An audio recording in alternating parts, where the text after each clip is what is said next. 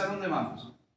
Parece que hemos tomado la ruta más larga porque estamos caminando, parece que vamos lento, parece que no avanzamos. En cierto momento, incluso las veces que yo les he dicho a ustedes que he querido renunciar al ministerio y he querido renunciar a ser pastor, ha sido porque parece que no avanzamos y parece que vamos un paso para adelante y dos para atrás, porque parece que esto no avanza y no avanza. Bueno, hace algunos años atrás, después de mi último berrinche que hice delante del Señor, le dije, no, ya no quiero ser pastor, y ahí estoy haciendo mi drama y llorando delante de mi esposa, y mi esposa nada más me dijo, ándale, pues sí. Se fue a orar al cuarto, ella se fue a orar a la recámara, y a mí me dejó ahí con mi berrinche, y yo me estaba peleando con el Señor, no, pero es que mira, Señor, y que tanto que hacemos, y tanto que ponemos, y tanto que invertimos, y la gente no viene y no está ahí. Estaba haciendo yo mi drama ahí delante del Señor. Y el Señor me dejó llorar, chillar ahí, que hiciera yo mi drama, y después ya me restauró. Y en este acuerdo que puedo hacer con Dios y que puedo decirle a Dios, necesitamos esto, queremos esto, y Él va respondiendo en nuestras oraciones. Entre las cosas que les dije al Señor fue que nunca caminemos sin brújula, que nunca caminemos sin saber a dónde vamos. Entonces, si vamos a seguir siendo una iglesia, le decía al Señor, si vamos a seguir siendo un ministerio, necesitamos saber a dónde vamos. La iglesia tiene que saber que como iglesia tenemos un destino, tenemos un propósito, hay una razón de nuestra existencia como ministerio.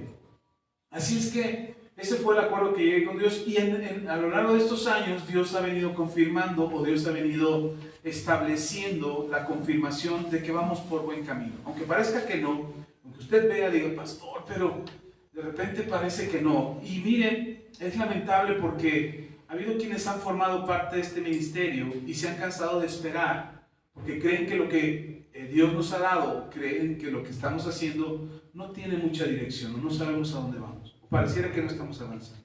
Mucha gente se va porque se desespera, porque cree que lo que está pasando no es hacia el propósito que estamos caminando. Bendito sea Dios por ustedes que se quedan, bendito sea Dios por ustedes que permanecen, pero tengo que decirles esto, tengo que asegurarles esto, sabemos a dónde vamos, tenemos un propósito. Y cuando establecemos las fechas, cuando establecemos los tiempos, cuando decimos, viene esto, va a pasar esto, estamos preparando esto, no crean que lo estamos haciendo a la deriva. A veces no me alcanzan las fuerzas y hay mucha oposición.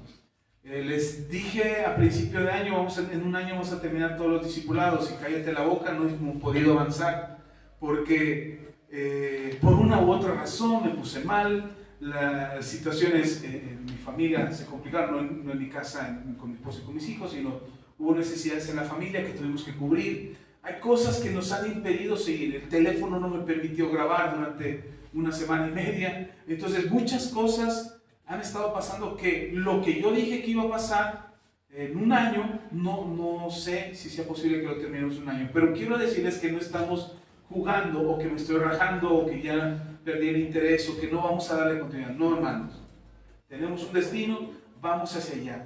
Y de ahí la importancia que el Señor le decía a los discípulos, oren al Señor de la mies para que envíe obreros a su mies, porque la verdad, si soy honesto, yo solo no puedo.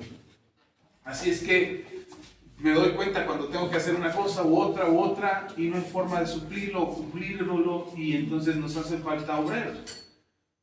¿Nos rajamos por eso? No, seguimos confiando. Y algo que hemos aprendido es que estamos preparando obreros quizás para otros ministerios, porque cuando creemos que ya están listos, ¡pum!, se van para otro ministerio, y resulta, no, ya me voy, pastor, a Dios. Algunos ni a Dios dicen, y ya cuando sabemos ya están en otra iglesia sirviendo o haciendo algo para otro ministerio. Y digo, bueno, Señor, si nuestra labor es preparar obreros para otras iglesias y equiparlos para que se vayan a otras iglesias, si ese es mi propósito, pues eso haré. Y el Señor me contestó y me dijo, no, tú estás preparando a los obreros que van a quedarse en tu ministerio y los que van a servir desde tu ministerio. Aquellos que se han preparado en tu ministerio y se han ido a otro lado, no eran parte de tu ministerio, pero necesitaban ser preparados. Así es que en eso confiamos, y cuando parece que no vamos avanzando, cuando parece que no estamos dando pasos hacia adelante, Dios nos vuelve a dar una lección, Dios nos vuelve a hablar, Dios nos vuelve a confirmar que sí, que ahí vamos, despacio pero vamos. Así es que este es el propósito de estas 25 semanas próximas, que se oyen muchas, pero se van rapidísimo. Estamos hablando solamente de 6 meses, casi, un poquito menos de 6 meses. Estamos hablando de lo que Dios va a hacer con nosotros, de lo que Dios va a orar con nosotros. Así es que puede usted tener la tranquilidad que las próximas 25 semanas algo se va a llevar en su corazón. Y hoy empezamos con eso, amén. Y precisamente empezando con esto que Dios quiere hacer con nosotros, resulta que ayer estaba platicando con mi hijo menor. Estábamos en la sobremesa y después del desayuno. Y estábamos platicando porque ya todos se habían ocupado, ya estaban en sus quehaceres y solo él y yo nos quedamos en la mesa. Y estábamos platicando y empezamos a recordar, él toca el tema de la película de Troya. ¿La han visto? ¿Han visto la película? Levante su mano, ahora sí quiero que levante su mano. ¿Quién ya vio la película de Troya? Con Brad Pitt. ¿Quién ya la vio? Ok. Los que no la han visto, ojalá la puedan ver. Y lástima porque les voy a hacer spoiler. Así es que les voy a spoiler la película. Ni modo, ¿quién les manda a trazarse tanto? Esa película salió hace 20 años. Así es que ya tengo derecho a spoilear una película de hace 20 años.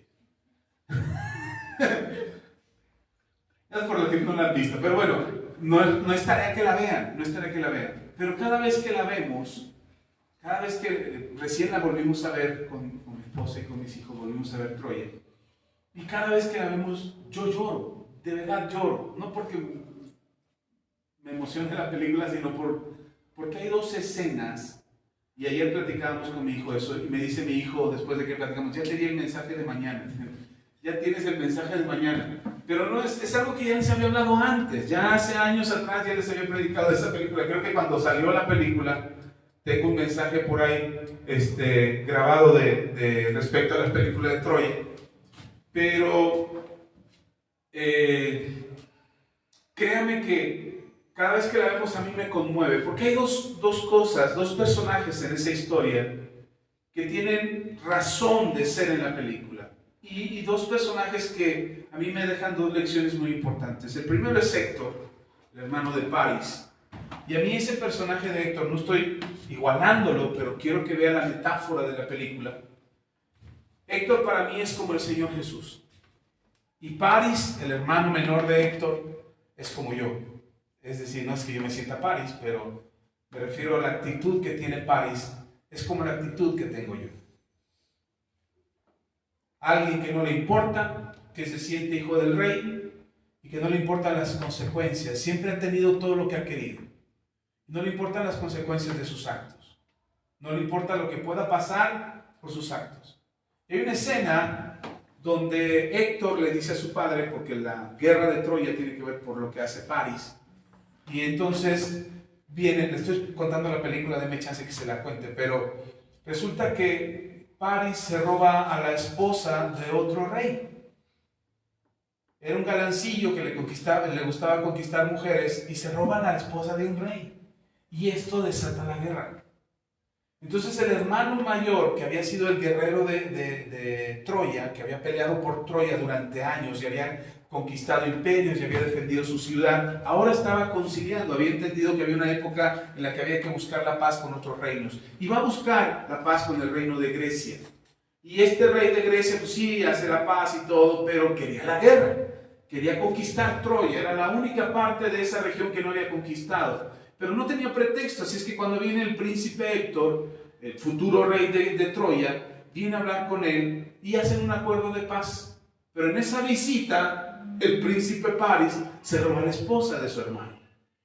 Y eso desata la guerra.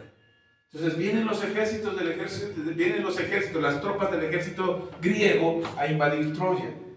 Y cuando Héctor ve esto, va con su papá y le dice a su papá, regáñalo, devolvamos a la mujer. Encontremos cómo buscar la paz con este rey que es malo, que quiere destruir Troya. Encontremos la paz.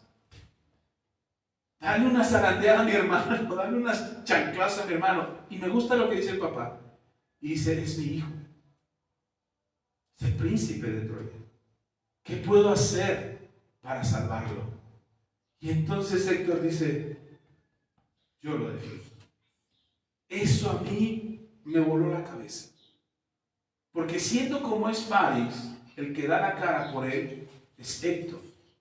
Y la escena es clara. Ahí Paris dice, no, yo puedo, échenme al rey, yo lo venzo, y sale a la pelea, se enfrentan cara a cara, creyendo que así podía detener la guerra, y el otro rey le da una zarandeada, y cuando está a punto de matarlo, Paris se refugia bajo las piernas de su hermano, tiene miedo y está aterrado porque lo van a matar, y Héctor defiende a su hermano y mata al rey, y eso desata la guerra.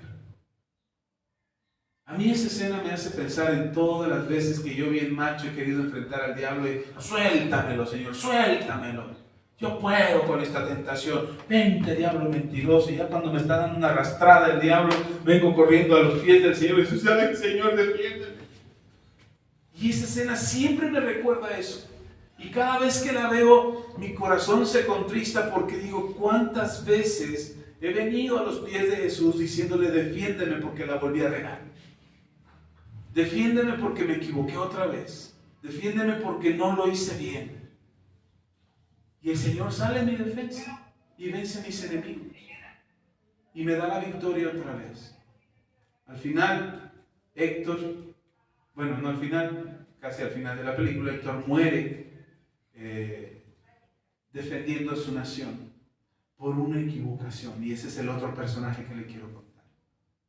A mí me gusta pensar que en esta película ni los protagonistas, los dos héroes que describe, porque la película está basada en el libro de la Ilíada de Homero.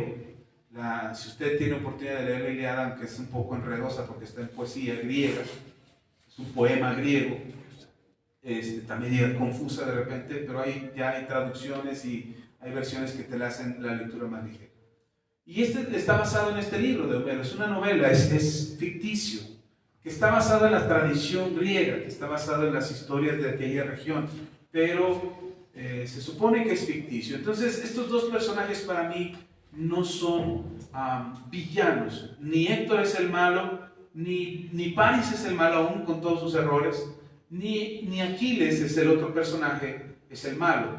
Yo quiero pensar que son héroes de la historia, de esta novela, porque eso es lo que son. Y es impresionante porque el otro personaje, o el otro protagonista de esta historia, que es Aquiles, yo le decía a mi hijo, hablándole, esto que le estoy contando es lo que platicábamos en la sobremesa con mi hijo. Y hablábamos de Aquiles y le decía, Aquiles es un guerrero, es un gran guerrero, es un hombre que nació para pelear, con habilidades para la guerra impresionantes. No había ejército que pudiera enfrentarlo, y no había guerrero en la tierra que pudiera vencerlo. Es impresionante la primera escena de la película, cómo sale y enfrenta a un gigantón y con una estocada de su espada lo derriba y hace una gran batalla, gana una batalla. Y algo que me gusta en esta escena es que él llega, no está en la batalla, lo mandan a buscar porque está durmiendo. Todo el ejército está por pelear y él está durmiendo. Y lo mandan traer, y cuando llega al campo de batalla, llega tarde. Ya el ejército enemigo ya los estuvo humillando de cobardes, diciéndole mil cosas a los griegos, ya los estuvo ofendiendo, ya los estuvo maldiciendo, y llega tarde a la batalla. Y el rey, ese para mí sí es el malo de toda la película, y el rey le reclama, y le dice, ¿por qué llegas tarde? Me avergüenza, me estás haciendo pasar mal. Y entonces aquí le dice, bueno, pues si no quieres me regreso, pelea tú la batalla. Y el rey se queda espantado porque está a punto de enfrentar a un gigante de 2 metros. Y el rey no quiere enfrentar a ese gigante. Y un hombre sabio, uno de los consejeros del rey, le dice, tranquilo rey, no lo ofendas porque se ofende rápido y se va. Y le habla a Aquiles. Y le dice, Aquiles, si tú peleas esta batalla, puedes salvar la vida de muchos guerreros. Para mí ese es el propósito de la vida de Aquiles. Pero él no lo ha descubierto. Él solamente es un guerrero. Él solamente es alguien que sabe pelear. Es alguien que tiene talentos para la guerra, que tiene habilidades para la guerra y que es un maestro de la batalla. Fue entrenado desde pequeño para la batalla. Y siempre que peleaba, siempre ganaba. Pero no sabía por qué pelear. Él creía, Aquiles creía, que peleaba por la fama. Que peleaba porque su nombre no se olvidara. Ese era, él creía tener ese propósito. Pero yo estoy convencido que su propósito era salvar vidas. Porque cada vez que él peleaba, hacía que la batalla se redujera a 2 peleando en lugar de cientos de miles perdiendo la vida.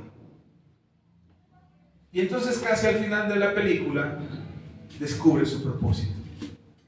Y sabe que pelear no es todo en la vida. Que hacer guerra, eso es algo que debemos aprender algunos, que nos encanta andar peleando, echando bronca por todo. Pelear no es todo en la vida. Hacerte enemigos de la gente no es todo en la vida. Ponerle mala, iba a decir una palabrota, pero ponerle mala cara, jeta no es una palabrota, pero poner mala jeta, mala cara, a los demás no es tu propósito. Y entonces él descubre que hay algo más importante que la guerra, porque él creía que lo máximo era la guerra, que la razón de la existencia era la guerra. ¿Y sabe qué descubrió que era lo máximo? El amor. Y eso le cambia el propósito a su vida. Y cuando platicábamos ayer con mi hijo, llegamos a estas 2 conclusiones, que en la historia de nosotros, en nuestra historia, siempre va a haber esto en tu vida: Jesús defendiéndote y tú descubriendo tu propósito. ¿Cuál es tu razón? ¿Cuál es la razón de tu existencia? ¿Cuál es la razón de tu vivir? ¿Por qué estás aquí? A veces batallamos tanto porque creemos que nuestro propósito es levantarnos en la mañana, ir a trabajar como esclavos, para ganar un poco de dinero y pagar cuentas. Y que ese es el propósito de nuestra existencia. E invertimos nuestras vidas en ello. Trabajar, ganar dinero, pagar cuentas. Trabajar, ganar dinero, pagar cuentas. Y cuando hablo de pagar cuentas, hablo de las escuelas de tus hijos, hablo de tus alimentos, de la renta, de lo que tengas que hacer, de lo que tengas que gastar tu dinero. Y creemos que ese es nuestro propósito. Algunos se creen más inteligentes que el resto y dicen, no. Mi propósito no es trabajar, ganar dinero y pagar cuentas. Mi propósito es trabajar, ganar dinero, ahorrar y pagar cuentas. Y entonces hay quienes son más inteligentes y de todo lo que ganan lo apartan. Apartan una parte y creer que tener un ahorro, eso te hace tener un propósito. Creo que lo importante sería saber para qué quieres ese dinero que estás ahorrando. ¿Cuál es el propósito que le vas a asignar a ese dinero? Y entonces entenderías que tu propósito no es trabajar, ganar dinero y pagar cuentas, sino que tu propósito va más allá. Y entonces el trabajo no es un castigo como pensamos que es. El trabajo no es un castigo, sino es una herramienta para lograr tu propósito. Lo que trabajas, en lo que haces, lo que ganas, es la herramienta que vas a usar en tu vida para completar tu propósito, para llegar a donde tienes que llegar, para hacer lo que tienes que hacer, para que tu vida tenga la estabilidad que quieres tener. Y entonces la felicidad no dependa de si trabajas o no, de si tienes o no, sino de que sabes hacia dónde vas. Y cuando sabes hacia dónde vas, no importa si tienes los recursos, los medios, los ingresos, porque vas a llegar. Mire, había una vez, un barco chiquito, había una vez, o más bien un día, en una ocasión, yo estaba sin dinero y tenía que ir por mi esposa. En aquel entonces éramos novios. Yo no ganaba mucho dinero, de hecho no ganaba dinero. Prácticamente trabajaba, me pagaban, más bien casi yo pagaba para ir a trabajar, porque lo que ganaba me alcanzaba solamente para mis pasajes, ni siquiera para comer a veces. Y entonces ese día nos dejaron ir temprano y yo me quedé sin dinero. Y había un muchacho que vivía a un lado de donde nosotros vivíamos. Vivíamos en una vecindad, y vivía Ceci, vivía yo, vivía una familia. Y ese muchacho tenía mucha compasión de mí. Yo creo que me veía tan amolado que tenía mucha compasión de mí. Y había ocasiones en que yo le decía, ¿vas a ocupar tu abono del metro? ¿Se acuerdan del famoso abono del metro? Yo le decía, ¿vas a ocupar tu abono del metro? Y él me decía, no, ocúpalo. Y me acuerdo que tenían 2, el de su mamá y el de él. Vivían ellos 2 juntos. Y entonces él me prestaba el suyo y le pedía a su mamá el suyo. Y Y en esa ocasión que yo se lo pedí, me dijo, ¿sabes qué? Hoy no te lo puedo prestar porque mi mamá va a salir, yo voy a salir, entonces vamos a ocupar los dos. Y dije, ok, no te preocupes. Y me fui solamente con el pasaje. En la mañana acompañaba a Ceci hasta su trabajo y solamente me llevaba el pasaje del día. Me habían prometido que ese día me iban a pagar, pero no me pagaron. Y Cecilia trabajaba cerca del metro Chapultepec. Y en esa ocasión a mí me llevaron a trabajar hasta Tasqueña. Entonces no tenía ni para el metro. La cosa era yo subirme al metro, porque una vez subiéndome al metro, yo llegaba donde estaba Ceci, y Ceci sí traía para el pasaje. Entonces me le pegaba a ella. Lo que hacíamos a veces es que ella pasaba el abono del metro y me lo pasaba luego y yo volví a entrar con ese mismo abono del metro. Entonces había veces que así lo hacíamos, porque no tenía yo dinero, literal, no tenía, imagínense, no tenía para un boleto del metro, hermano. Y en aquel entonces no valía 5 pesos, creo que costaba 1 peso en aquel entonces, unos 50, no me acuerdo. Y no tenía ni para eso. Y en esa ocasión me desesperé porque me enojé conmigo mismo porque no tenía para mi pasaje. Así es que yo sabía dónde tenía que llegar y lo único que hice fue empezar a pedir dinero. No tienes que me regales un boleto de metro.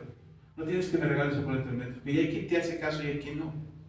Hay quien dice, no quiere para drogarse. No sé cómo me pueda drogar con un boleto de metro, pero sí te puedes drogar con paracetamol. Y luego les cuento ese chiste, es un chiste local. Pero resulta que la gente no me veía raro, me veía mal. Y yo dije, me desesperé porque la gente no me daba un boleto del metro. Le dije al policía, oye, déjame pasar, mira, voy, regreso y te lo pago. O sea, te pago el boleto mañana o al rato, pero dame chance. Y no, todo se me cerró, no me dejaban subir al metro. Me bajé, me salí del metro y empecé a pedir dinero. Y la gente cuando pides dinero te mira mal. Entonces imagínense en aquel entonces, hace 26 años, yo estaba flaco, ojeroso, cansado y sin ilusiones. O sea, yo estaba mal físicamente. Entonces la gente me veía, y aunque andaba con camisa y pantalón de vestir y zapatos de cartón, porque si mis zapatos eran de cartón, la gente me veía y entonces no creía que yo estuviera pidiendo dinero. Y yo pedía y pedía, la gente no me daba, me desesperé, me enojé conmigo mismo por no traer dinero y dije, me voy caminando. Dije, agarro todo Tlalpan, en San Antonio Abad me meto hacia Pino Suárez, llego a Pino Suárez y agarro toda Avenida Chapultepec y seguro llego al metro Chapultepec. Ni siquiera me sabía la ruta bien, pero me imaginaba que esa era la ruta.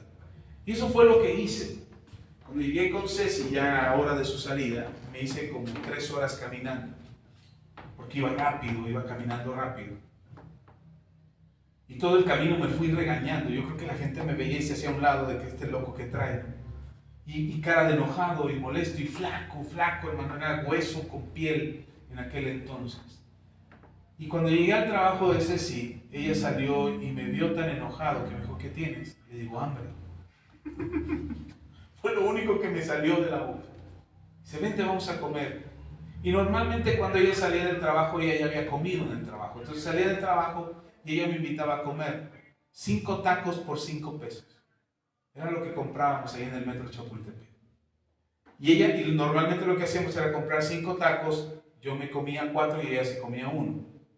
O ella se comía 2 y yo me comía 3, comprábamos un refresco y el refresco, con ese refresco nos lo repartíamos entre los dos. Bueno, me vio tan enojado Ceci en esa ocasión que me compró 10 tacos para mí solito.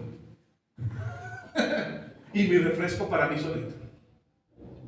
Y me sentí tan mal, o sea, yo seguía tan molesto porque todo estaba mal, o sea, no traía dinero, no podía pagar un boleto del metro, no podía conseguir dinero, no podía comprar mi propio alimento, no podía invitarle a mi novia unos tacos porque no tenía, ella era la que me mantenía prácticamente, porque era mi única comida al día en aquel entonces. Cuando nos veíamos ella decía, ya comí, ¿quieres comer unos tacos? Yo decía, sí, pero no traigo. Yo traigo, y ella me invitaba. Y para mí era frustrante. Entonces me enojé esa noche y cuando entré a mi cuarto me puse a orar. Le dije, Señor, yo no puedo vivir así. Y el siguiente domingo en la iglesia, el pastor estaba orando, dio la enseñanza, y cuando empieza, porque íbamos a la iglesia, ya íbamos a la iglesia, y el domingo el pastor empieza a hablar, y cuando empieza a hablar, me acuerdo el pastor Noé Martínez, del Centro de Fe, Esperanza y Amor, del Centro de Fe, Esperanza y Amor de Tacuba, ahí nos empezamos a congregar. Y ese domingo el pastor habló de darle propósito a tu vida. Y yo dije, como que alguien le dijo al pastor que yo ando sin propósito. Y empezó a orar y dijo, vamos a recoger una ofrenda y usted va a poner en esa ofrenda qué es lo que quiere en su vida. Y yo estaba muy enojado. ¿Y cómo le puedo? Para empezar no traía para la ofrenda, hermano. Así es que agarré mi sobre, partí mi lápiz y le puse la mitad del lápiz y le puse en mi sobre, yo quiero un trabajo donde gane por lo menos el doble de lo que estoy ganando ahora. En aquel entonces no ganaba mucho, ganaba 400 pesos a la semana. Y yo le dije, quiero ganar el doble. Y eso cuando me pagaban, porque había semanas que ni me pagaban. Digo, que gane el doble de lo que estoy ganando ahora, porque ya con el doble pago mis pasajes y pago lo demás. Pago la renta del cuarto donde vivo y me queda para comer, al menos para mis pasajes ya voy a tener para no andar mendigando un peso para un boleto del metro. Y le dije, le puse en el sobre, que gane el doble de lo que estoy ganando ahora, que sea de lunes a viernes. Yo le dije al Señor, que sea de lunes a viernes, porque yo quería seguir yendo a la iglesia, porque en aquel entonces la tentación por el alcohol y las drogas era muy fuerte. Y lo único que traía alivio a mi corazón era estar en la casa del Señor. De hecho, casi me la vivía yo en la casa del Señor todos los días. Porque cuando salía temprano, el Centro de Fe de Tacuba está abierto. Desde las 8, 7 de la mañana hasta las 9 de la noche. Y no todos los días hay servicio, pero todos los días hay gente ahí orando, hay pastores atendiendo gente, hay líderes haciendo reuniones, hay reuniones de las diferentes actividades de la iglesia. Entonces la iglesia siempre está abierta. Yo salía del trabajo y me iba a meter al Centro de Fe. Yo no quería dejar de ir a la iglesia, así es que yo le dije al Señor, yo quiero un trabajo de lunes a viernes porque el sábado y el domingo lo quiero dedicar al Señor. Y con un horario, le decía al Señor, y con un horario de mediodía. Así fue lo que le puse, con el medio lápiz que me quedó, así fue lo que le puse a mi sobre. Cerré mi sobre y eché mi ofrenda. A los 15 días me hablaron que había la oportunidad de entrar a trabajar donde estoy ahorita. Y el trabajo era de lunes a viernes, mediodía y ganando el triple de lo que ganaba yo. 1,200 hace 26 años. Yo estaba que lloraba de alegría porque no sabía. Entonces yo creí en un principio que el trabajo que tenía y el dinero que ganaba y el tiempo libre que me quedaba era para disfrutar, para tener una vida maravillosa con mi esposa y con mis hijos. Y decía, wow, el Señor me ha bendecido tanto, ahora tengo tiempo para echar la flojera, para ver televisión, para pasarme sin hacer nada, y el sábado para pasear y el domingo para ir a la iglesia. Y entonces yo creí que esa era mi vida, que así iba a ser mi vida. Lo que no sabía es que Dios le estaba dando propósito a mi vida. Porque el trabajo de medio tiempo, tener sábado y domingo libres y el dinero que ganaba, me daba la posibilidad a mí de dedicarme al Señor. Le cuento esto no para que usted tenga lástima de mí y diga, ay, pobrecito pastor. No, le cuento esto para que usted vea que siempre Dios le va a dar propósito a tu vida. Dios siempre le va a dar sentido a tu existencia. Nosotros tenemos planes, nosotros queremos hacer cosas, tenemos sueños, anhelos, viajes, deseos, construcción, comprar, tener. Esa es nuestra razón de existir. Pero Dios quiere darle propósito a tu vida. Y así es que quiero que lean conmigo en Lucas.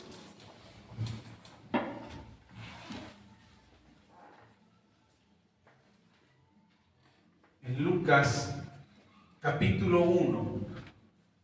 Este es uno de los pasajes que a mí me gustan mucho de la Biblia. Bueno, me gusta toda la Biblia, pero hay pasajes que me dejan huella en muchas cosas. Y este es uno de esos pasajes que me dan lecciones muy grandes, porque habla de un hombre del que casi no hablamos. Habla de un hombre que sabemos de él, conocemos su historia, pero no hablamos mucho de él. Y quiero que usted vea que aquí en Lucas, Dios toma mucho tiempo y mucho texto para hablarnos de él, porque hay una razón, y ahorita se la cuento. Pero lean conmigo desde el versículo, Lucas capítulo 1, desde el versículo 57 al 80. Vamos a leer algo de Biblia hoy. Así es que, si usted no ha leído Biblia en la semana, hoy le toca leer Biblia.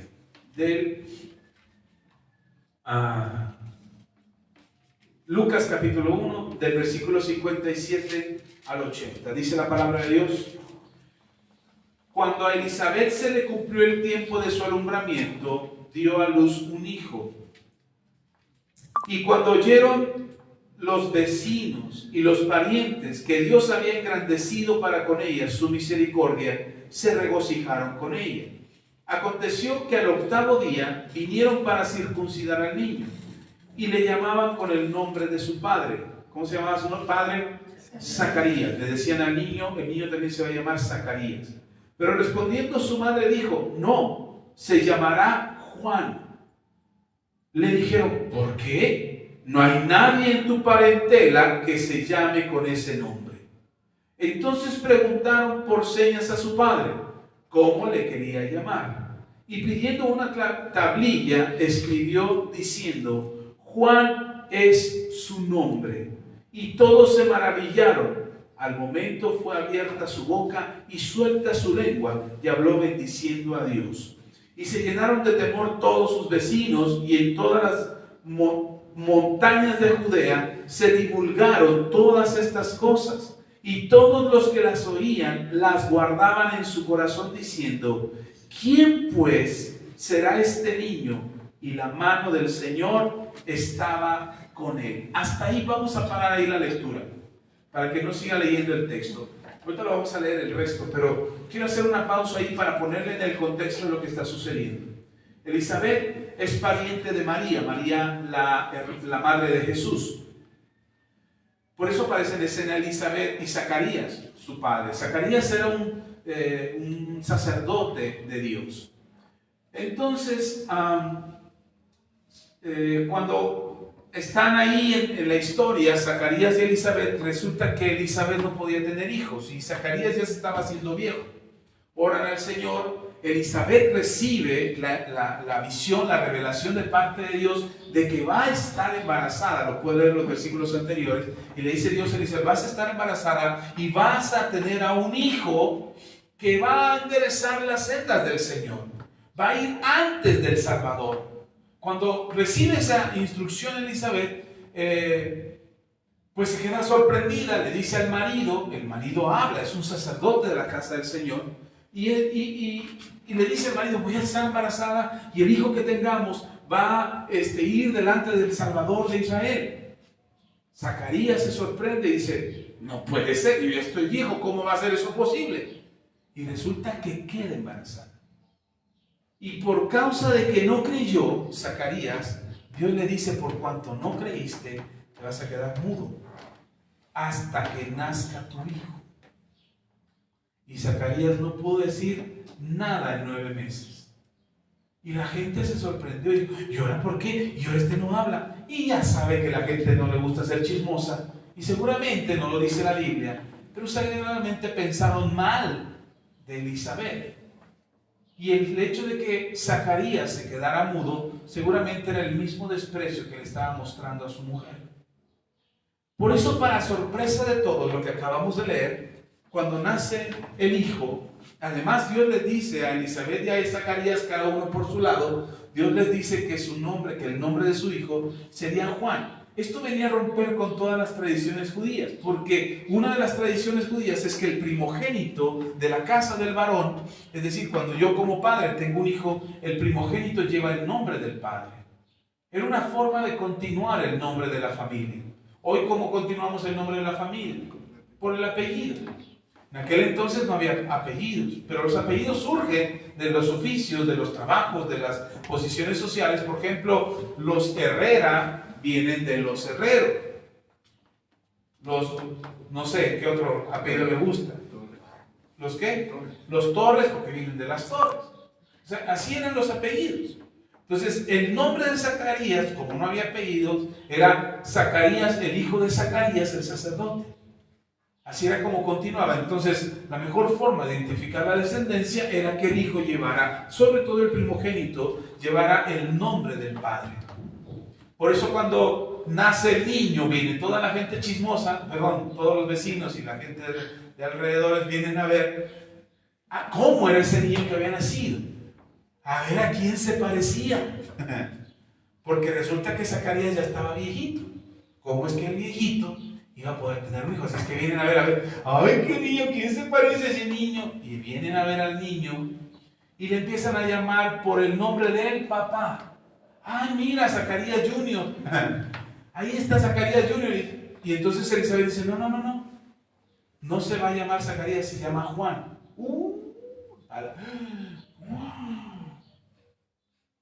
En tu familia no hay ningún Juan, Elizabeth.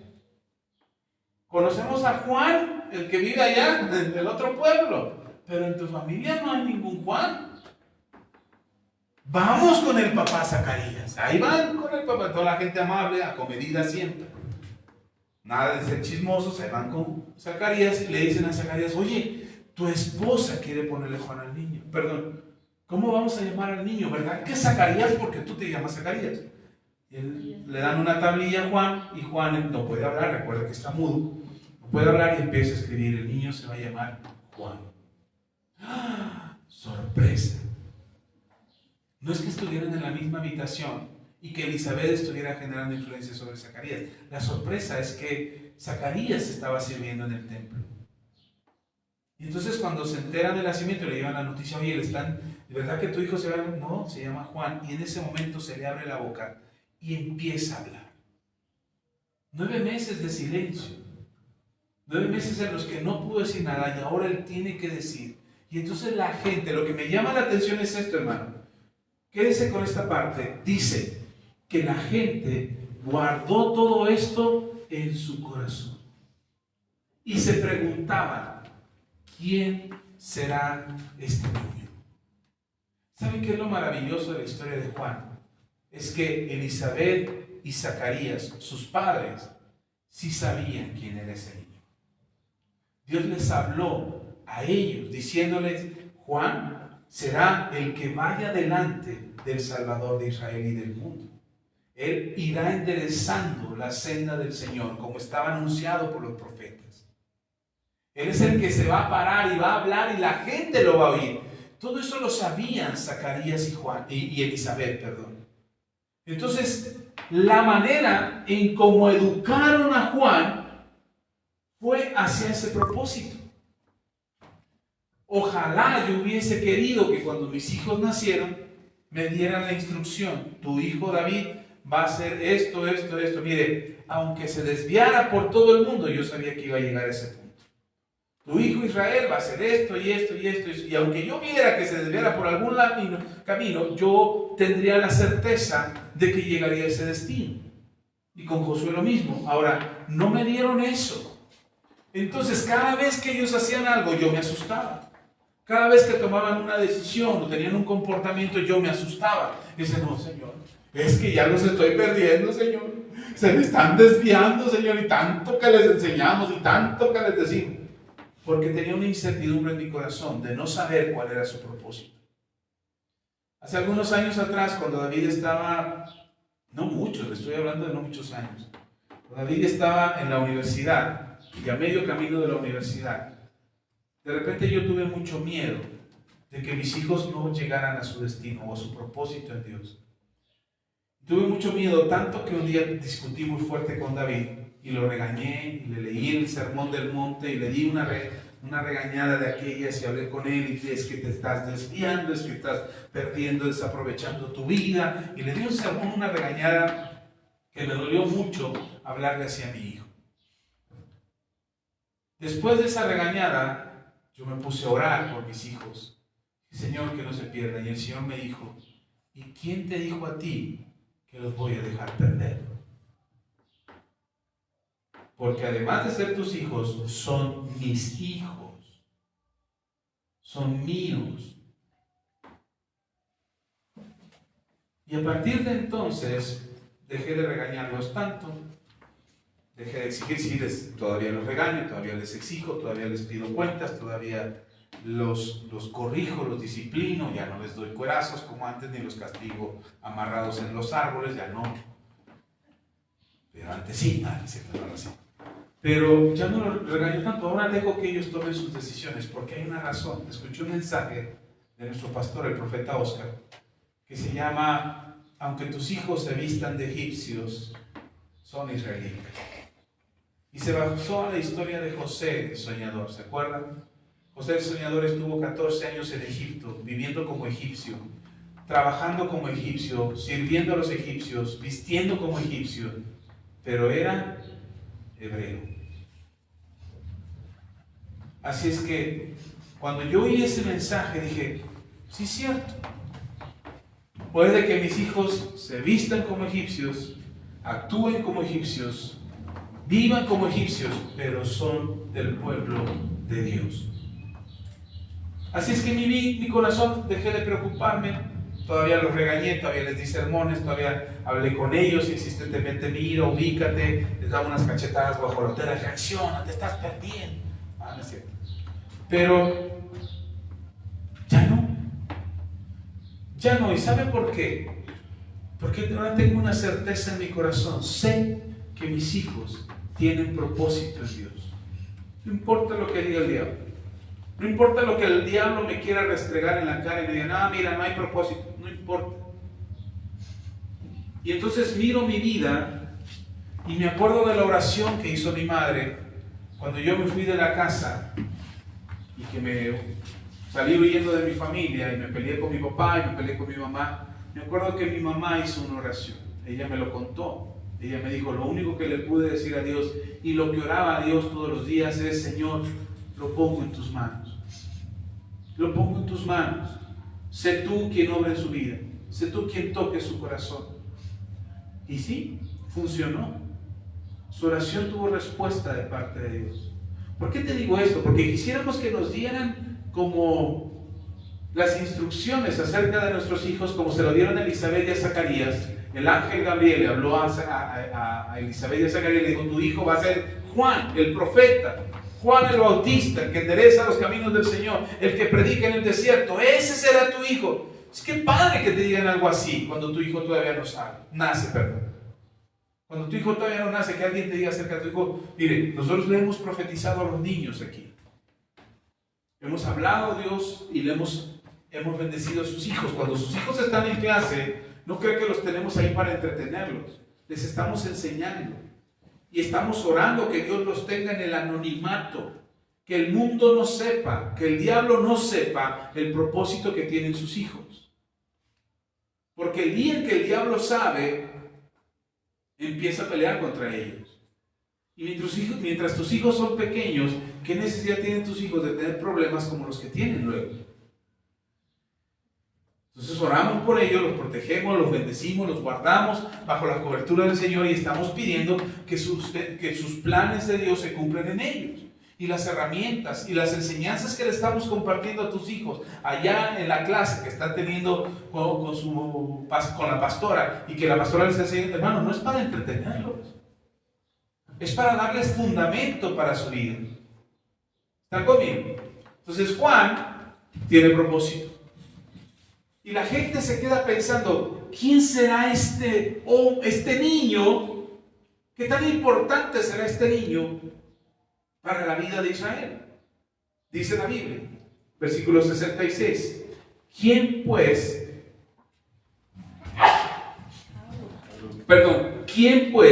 será este niño? Y la mano del Señor estaba con él, estaba con Juan. Yo te puedo decir a ti, hermano, que tus hijos tienen propósito. Tus hijos y los hijos de tus hijos. Los que ya tienen hijos: pastor, pero mis hijos ya están viejonotes. Tienen propósito. Es que nunca se han afirmado. Tienen propósito. Es que ya se enfriaron. Tienen propósito. No te olvides de esto. ¿Está conmigo? Y tienen que ir hacia adelante. La vida sigue hacia adelante, no hacia atrás. Y si ya conocieron del Señor y si ya saben del Evangelio, se tiene que cumplir el propósito de Dios en sus vidas. Será muy triste que lleguen al lecho de muerte y ahí se reconcilien con el Señor. Será muy triste porque habrán desaprovechado su vida, pero serán salvos, eso no hay pierde. Hay que confiar en Dios. Es triste que se pierda la vida o que se desaproveche la vida en mil cosas menos en el propósito de Dios. Además se vuelve triste, se vuelve lamentable. Dios siempre mostrará su misericordia para aquellos que necesitan ser salvos. Si de a ti o alguno de nuestros hijos negara la fe, negara al Señor, Dios tenga misericordia de ellos. Pero creo con todo mi corazón que podrán ser salvos. Por su misericordia, no porque yo lo diga o te esté haciendo una promesa más allá de la promesa del Señor. ¿Sí está conmigo? Entonces, no estoy haciendo una promesa, no te preocupes, tus hijos de todos no se van a salvar. No, si ellos no deciden seguir al Señor, no se salvarán. Pero hay una promesa de parte de Dios que nos garantiza que ellos podrán alcanzar misericordia. Y aún en el lecho de muerte, Dios volverá a tocar su corazón. Y ahí les hablará el Señor para que se arrepientan. Ok, confiemos en Dios y oremos para que así sea. Y ellos puedan venir a Dios en algún momento. Amén. Amén. Ok, esa es nuestra promesa. Bien. Tenemos que ir hacia adelante y nuestros hijos tienen que ir hacia adelante. Dice el Evangelio de Lucas, siga leyendo conmigo en el 67, capítulo 1, versículo 67. A los hermanos que nos ven en línea, bienvenidos, Dios sea con todos ustedes. Amén.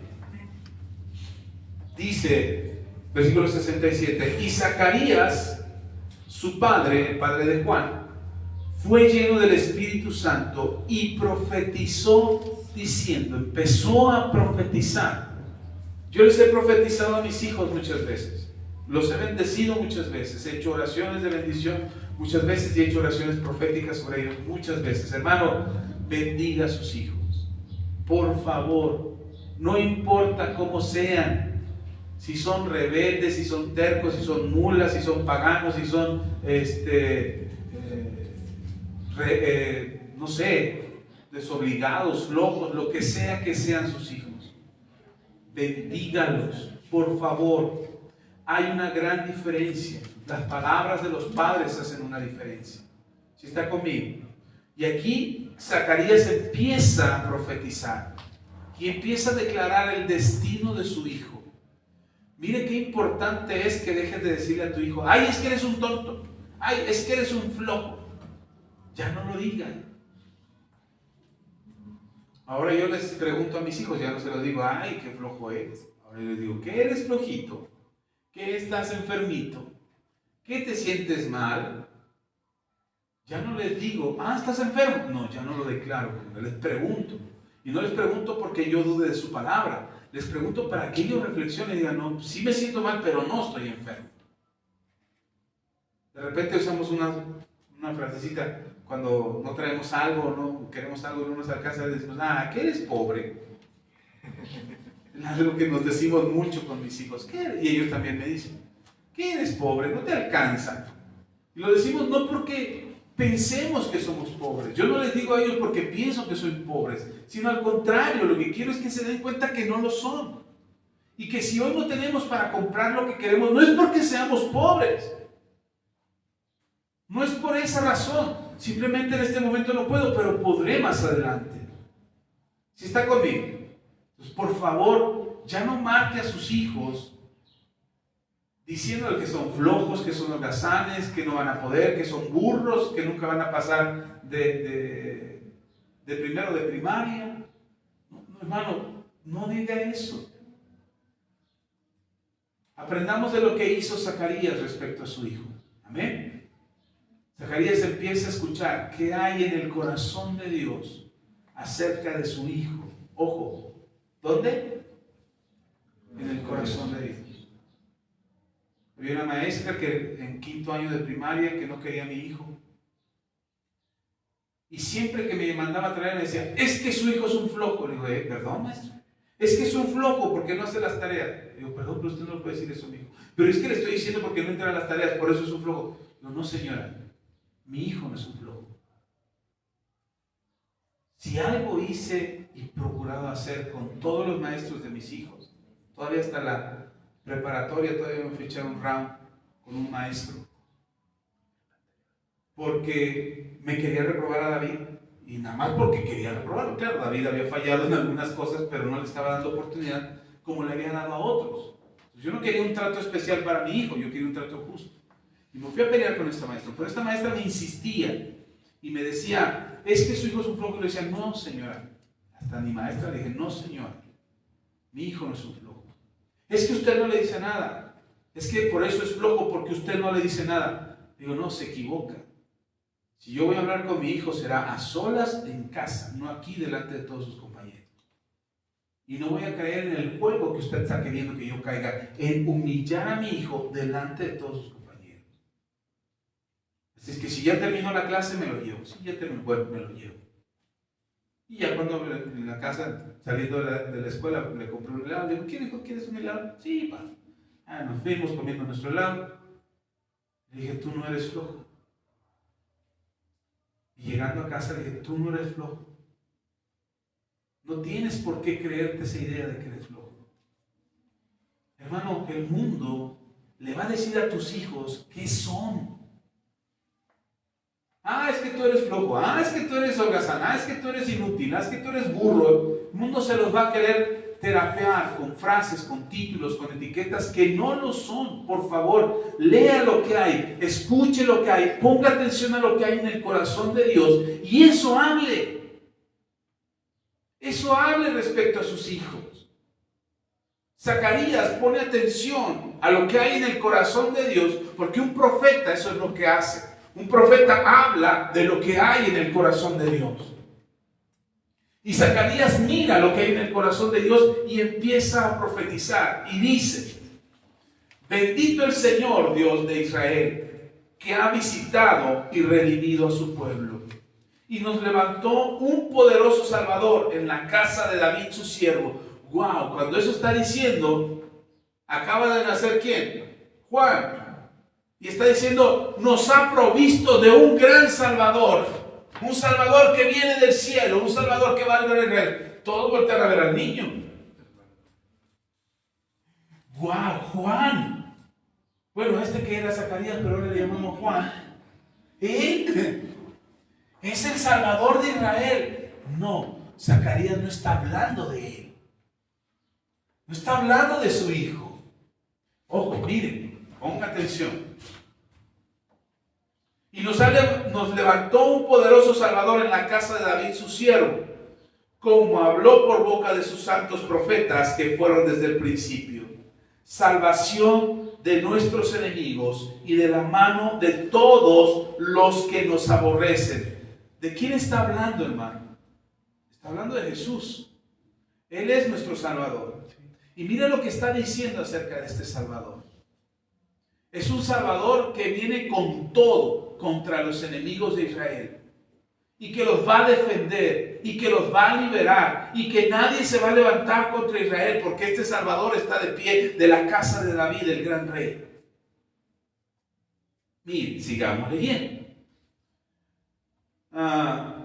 Salvación de nuestros enemigos, estoy en el 71. Salvación de nuestros enemigos y de la mano de todos los que nos aborrecieron, para hacer misericordia con nuestros padres y acordarse de su santo pacto. ¡Wow! Versículo 73. Del juramento que hizo Abraham nuestro padre, que nos había de conceder, que librados de nuestros enemigos sin temor, les serviríamos en santidad y en justicia delante de él todos nuestros días. Y aquí empieza a hablarle a su hijo. Versículo 76. Y tú, niño, profeta del Altísimo serás llamado, porque irás delante de la presencia del Señor para preparar sus caminos, para dar conocimiento de salvación a su pueblo, para perdón de sus pecados, por la entrañable misericordia de nuestro Dios, con que nos vistió desde lo alto la aurora, para dar luz a los que habitan en tinieblas y en sombra de muerte, para encaminar nuestros pies por camino de paz. Y el niño crecía y se fortalecía en espíritu, y estuvo en lugares desiertos hasta el día de su manifestación a Israel. Cuando yo leí eso, Me encantó lo que hizo Zacarías. Primero exalta al Padre y reconoce lo que el Padre ha hecho. Nos has dado un Salvador del tamaño extraordinario, de cualidades únicas. El único Salvador que puede hacer lo que hizo Jesús por nosotros. Describe las características de Jesús y sabe. Después le habla a su hijo. Y me gusta esta profecía porque no le está hablando como hijo. Una de las batallas que yo he tenido en casa siempre con mis hijos es que o soy pastor o soy papá. Y a veces ellos no saben si hablarme como pastor o hablarme como papá. O si yo les estoy hablando cuando los estoy regañando como pastor o los estoy regañando como papá. Y una de las dificultades que he tenido siempre con ellos es esa. De hecho, uno de los reclamos que en algún momento me hicieron es que tú nos hablas como pastor y queremos al papá. Y es difícil. Por eso me gustan las palabras de Zacarías, porque le habla al niño no como su hijo. Ay, mi niño, ¿qué es lo que va a ser grandioso? Va a ser excelente, va a ser maravilloso. ¿Qué es lo que eres? No, le habla como profeta y le dice, tú niño, irás delante de este tremendo Salvador de Israel. Y vas a ir enderezando el camino y vas a ir preparando el corazón de la gente para que cuando el Salvador llegue, para que cuando el Salvador esté, la gente esté preparada para escuchar. El tamaño del ministerio de Juan el Bautista es enorme, hermano. ¿Qué hizo la gente después de que oyeron que no se iba a llamar Zacarías, sino que se iba a llamar Juan? ¿Qué hizo la gente? Guardó todo eso en su corazón. Dijeron, ¿quién será este niño? Resulta que este niño aparece, ¿qué le gusta? 30 años después, 29 años después aparece Juan y empieza a predicar. 30 años después aparece Juan y empieza a predicar y empieza a levantar su voz y a gritarles, ¡arrepiéntanse! ¡Arrepiéntanse! Y entonces empiezan a preguntar, ¿y este greñas locas quién es? Seguramente es rockero, metalero, mira cómo anda vestido, piel de animal. Ya, Juan ya era rockero desde aquel entonces. Andaba vestido de pieles, andaba con la greña suelta y era rockero. No se bañaba muy seguido, no, así sabe. Y era rockero. Entonces lo ven y dicen, ¿y ahora este quién es? Y empieza a decir, es Juan. ¿Te acuerdas de Zacarías? El que se quedó mudo y que todos creímos que le iban a llamar a su hijo Zacarías y le llamó Juan. Dice, vamos a ver qué tiene que decir, porque me acuerdo que en aquel entonces su papá dijo que era un profeta, que iba a ser el que iba a abrir el camino del Señor. Vamos a ver. Y Juan tiene que ir hacia adelante. Juan no se puede quedar en aquel niñito precioso, pachoncito, cachetón, que todo el mundo dice, qué bonito. Ahora se vuelve el enemigo del pecado. Ahora empieza a hablar y a decir, arrepiéntanse. Y la gente dice, Señor, ¿este loco qué? Y de repente era tanto el poder y tanta la unción que había sobre Juan, porque había un respaldo de Dios, que el mismo papá profetizó y anunció que vendría sobre Juan. Un respaldo que haría volver el corazón de Israel. Un respaldo que haría que sus palabras retumbaran en el corazón de la gente cuando lo escucharan. De manera que cuando surge Juan y empieza a profetizar y empieza a declarar, el reino de los cielos se ha acercado, la gente no le queda otra más que escuchar lo que Juan tenía que decir. Y le hacía tanto eco en su corazón que venían arrepentidos ante Juan y decían, ¿qué tenemos que hacer? Bautícense. Arrepiéntanse. Si en su corazón hay convicción de volver a Dios, arrepiéntanse. En el versículo 77 dice, ahí donde estamos en Lucas capítulo 1, el versículo 77 dice, para dar conocimiento de salvación a su pueblo, para el perdón de pecado. ¿Qué es lo que estaba haciendo Juan? ¿O qué iba a hacer Juan? Dar el conocimiento a la gente. ¿De qué? ¿Cuál era el conocimiento? ¿Acaso Juan daba cátedras? ¿Tenía una escuela, un instituto bíblico? No, lo que Juan decía o lo que Juan compartía era de que la manera de alcanzar esta salvación que necesitaban era por medio del perdón de los pecados. Y que el que iba a traer este perdón de pecados iba a ser el Cordero de Dios, el que quita el pecado del mundo. Él no, porque le preguntaron a Juan, ¿tú eres el que había de venir? ¿Tú eres el Mesías, el Cristo que fue anunciado por los profetas? Y Juan dice, no, no soy yo. Viene uno después de mí, del cual yo no soy digno ni siquiera de desatar el calzado de sus pies. Yo no soy digno ni siquiera de limpiarle los pies, decía Juan.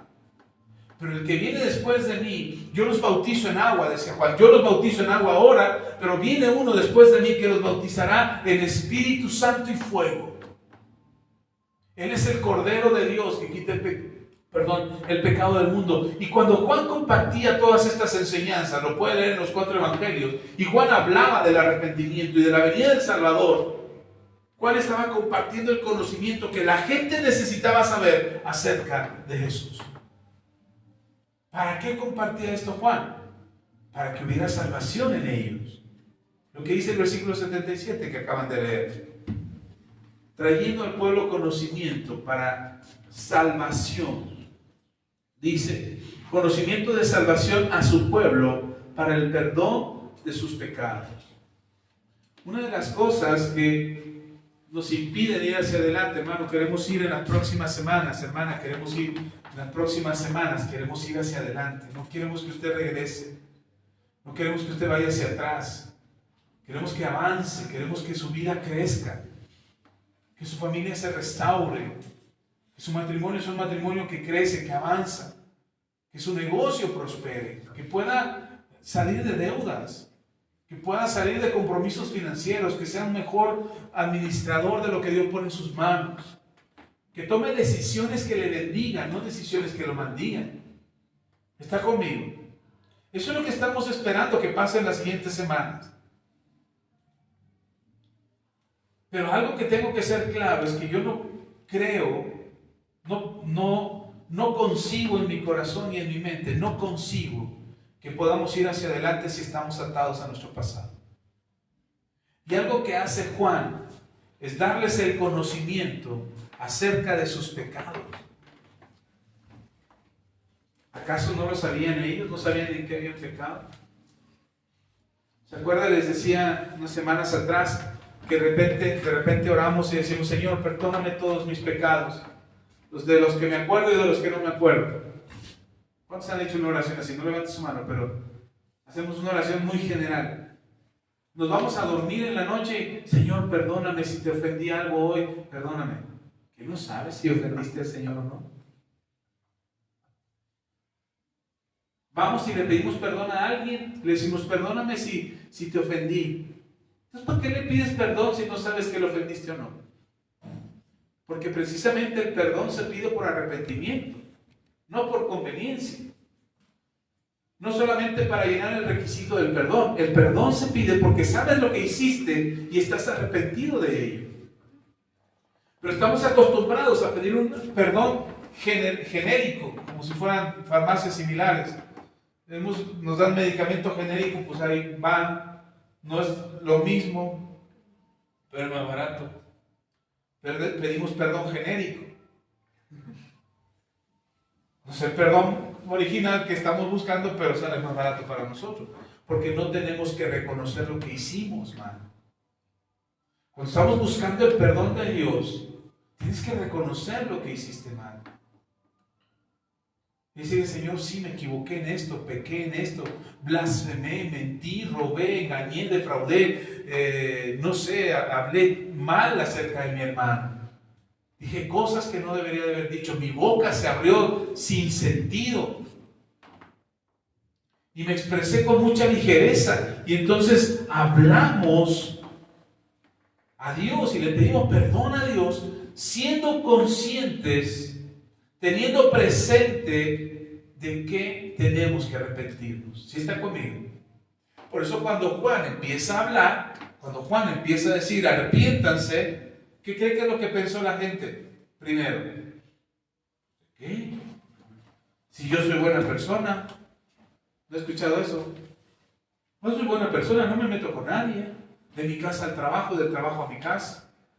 Yo no soy tan malo como un narcotraficante o como un asesino. Yo no necesito que Dios me perdone porque no soy malo. Al principio, seguramente, la gente que escuchaba a Juan pensaba, ¿arrepentirme? ¿De qué?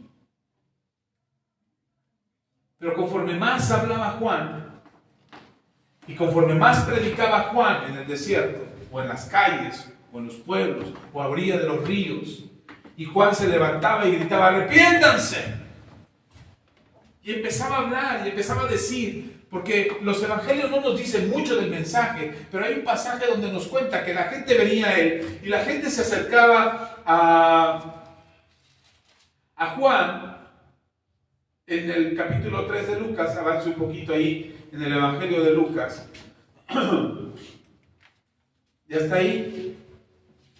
Evangelio según San Lucas, capítulo 3. Ya estamos terminando, no sé.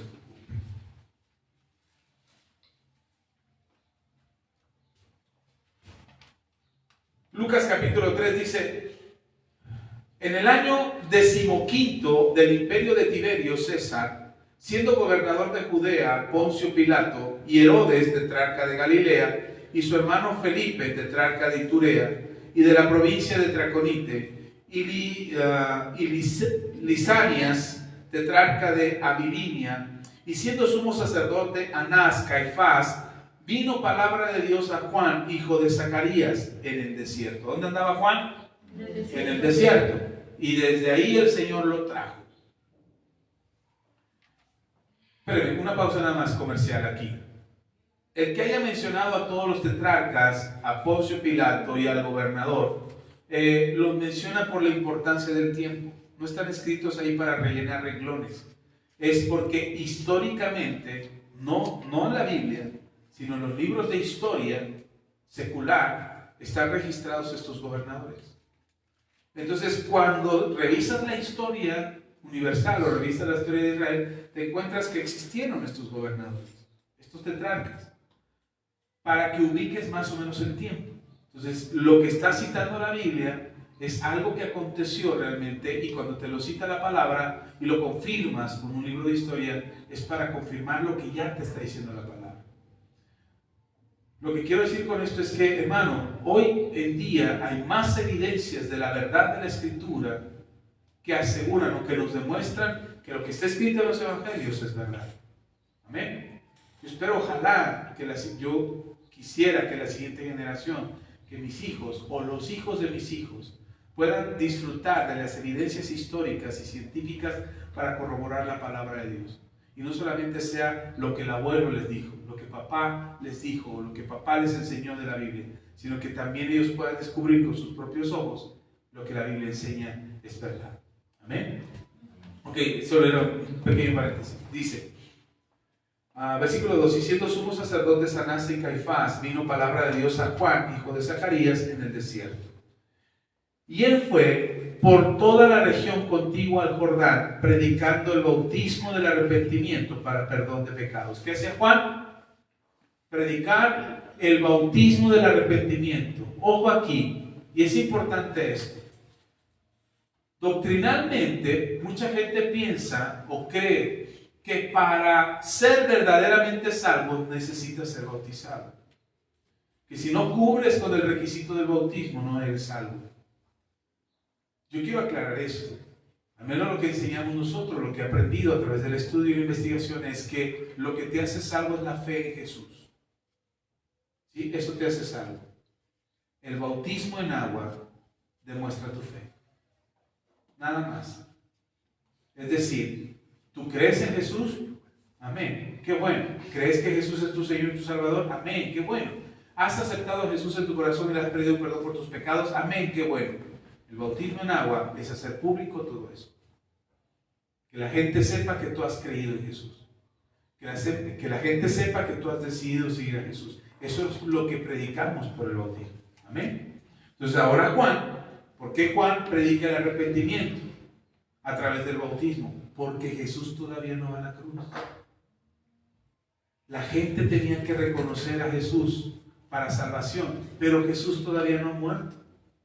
Entonces, todavía para el tiempo en que Juan predicaba, ¿Qué es lo que estaba vigente?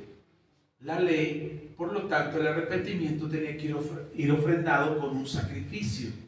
Ahora, Juan no es un sumo sacerdote. Juan no puede presentar un sacrificio en un altar como lo hacían los sacerdotes para el perdón de pecados. ¿Sí está conmigo? Entonces la gente iba al templo, iba con el sacerdote, iba al tabernáculo, ahí presentaban su ofrenda, lo subían en el altar de bronce, le prendían fuego y eran perdonados sus pecados. Juan no está haciendo eso. Juan nos está llevando también a una ofrenda, a un sacrificio, a algo que tiene que darle muerte. ¿Dónde lo están llevando? En el agua. Y el sacrificio que están presentando es la vida misma de la persona arrepentida, sepultándola para que muera el pecado. ¿Sí está conmigo? Por eso el apóstol Pablo dice que el bautismo es morir a nuestra carne y levantarnos en el Espíritu, como símbolo, no como una receta. No es una receta mágica, no es algo mágico que pasa, sino que es el proceso de reconocer que fallaste, que necesitabas morir, y reconoces en el sacrificio de Jesús esa muerte, porque dice Pablo que morimos con Cristo, es decir, cuando somos sepultados en agua, morimos con Cristo y resucitamos con Él. Eso es lo que explica la palabra de Dios. Lo que está haciendo Juan es decirle a la gente: yo no soy sacerdote, no me vas a traer un animal para sacrificar, para que Dios te perdone, pero si estás arrepentido, muere tú, ya no el animal. Y entonces, en el simbolismo del bautizo, porque es un símbolo nada más, porque eso significa bautizo, viene de la palabra baptizo, que significa sepultar por completo. Entonces, cuando hablamos de ser bautizados, estamos hablando de ser sepultados por completo, que en su derivación es morir. Por eso cuando bautizamos, y bautizamos aquí en la iglesia, lo hacemos para que aquel que está siendo bautizado muera en esto. ¿Sí me explico?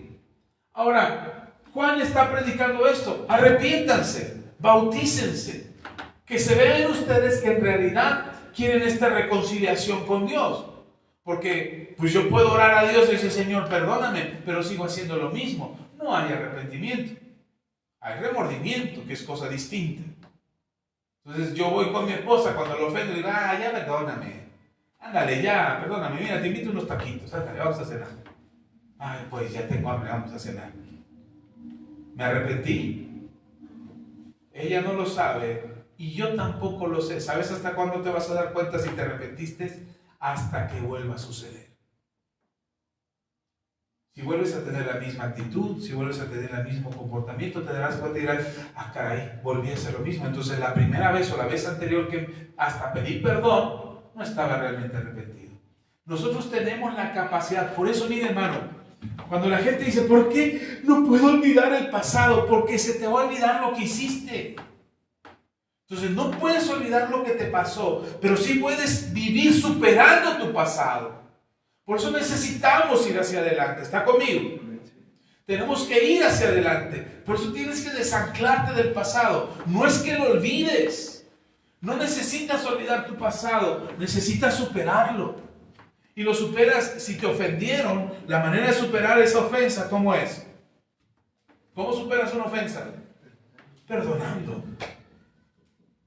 ¿Cómo Dios te va a llevar hacia adelante si tienes una historia de pecado? Arrepintiéndote, buscando el perdón de Dios. Me encanta que Juan sabe cuál es su propósito. Y empieza a hablar. Y empieza a decirle a la gente: arrepiéntase. ¿Qué cree que hace la gente? Venid a Él. ¿Qué tengo que hacer, Juan? ¿Cómo le hago para arrepentirme? ¿Cómo le hago para cambiar mi vida? ¿Por qué llegamos? Porque usted y yo llegamos aquí a la iglesia, llegamos al Señor. Porque queríamos ver una diferencia. Porque queríamos que nuestra historia cambiara. Porque sabíamos que nos hacía falta algo. Ok, el llamado es este: arrepiéntete. Arrepiéntete de tu manera de vivir, de tu vieja manera de vivir. Y empieza a caminar en el plan y en el propósito de Dios. Lean conmigo, sigamos leyendo. Otra vez el final del 3, dice: el bautismo del arrepentimiento para perdón de pecados. Versículo 4. Como está escrito en el libro de las palabras del profeta Isaías, que dice: voz del que clama en el desierto. ¿De quién está hablando aquí? de Juan. Ya había sido profetizado por Isaías, Zacarías también lo profetiza cuando nace su hijo, y ahora Lucas lo recuerda a través de estas palabras proféticas. Dice: voz del que clama en el desierto, preparad el camino del Señor, enderezad sus sendas.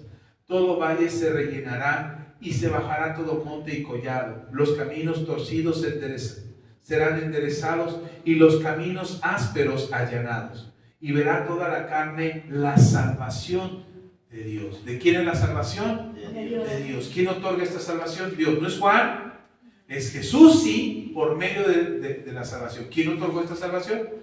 Dios, por medio de Jesús. Amén. Ok, hago una pausa ahí. La importancia de darle las palabras correctas a nuestros hijos. Hoy, bueno, más bien ayer, se celebró el Día del Niño. Mucha gente celebró festivales en las escuelas, regalos para los niños, muchas cosas, llevarlos de paseo. Nosotros, cuando mis hijos eran pequeños, todavía les íbamos a celebrar uno que otro día. Preferíamos que se lo celebraran en la escuela. Y nos decían: no, hay que cooperar para el Día del Niño. Ahí vamos y les cooperábamos a nuestros hijos. Pero, hermano, no es celebrar el Día del Niño. Porque va a llegar un momento en que dejarán de ser niños. Enséñales cuando son niños el camino. La Biblia dice en Proverbios: instruye al niño en su camino y cuando sea viejo no se apartará de él. Tome tiempo para bendecir a sus hijos. Tome tiempo para orar por ellos. Yo entiendo que la presión del trabajo, el cansancio, las circunstancias, de repente la desesperación de no traer dinero, eso no tiene que marcar la vida de tu hijo. Yo doy gracias a Dios por mis padres, porque ellos nunca me dijeron a mí: no tengo dinero. A mí se me olvidó durante algunos años que estaba bien endeudado. Y mis hijos me decían: papá, ¿me compras un dulce? No, hijo, no tengo dinero.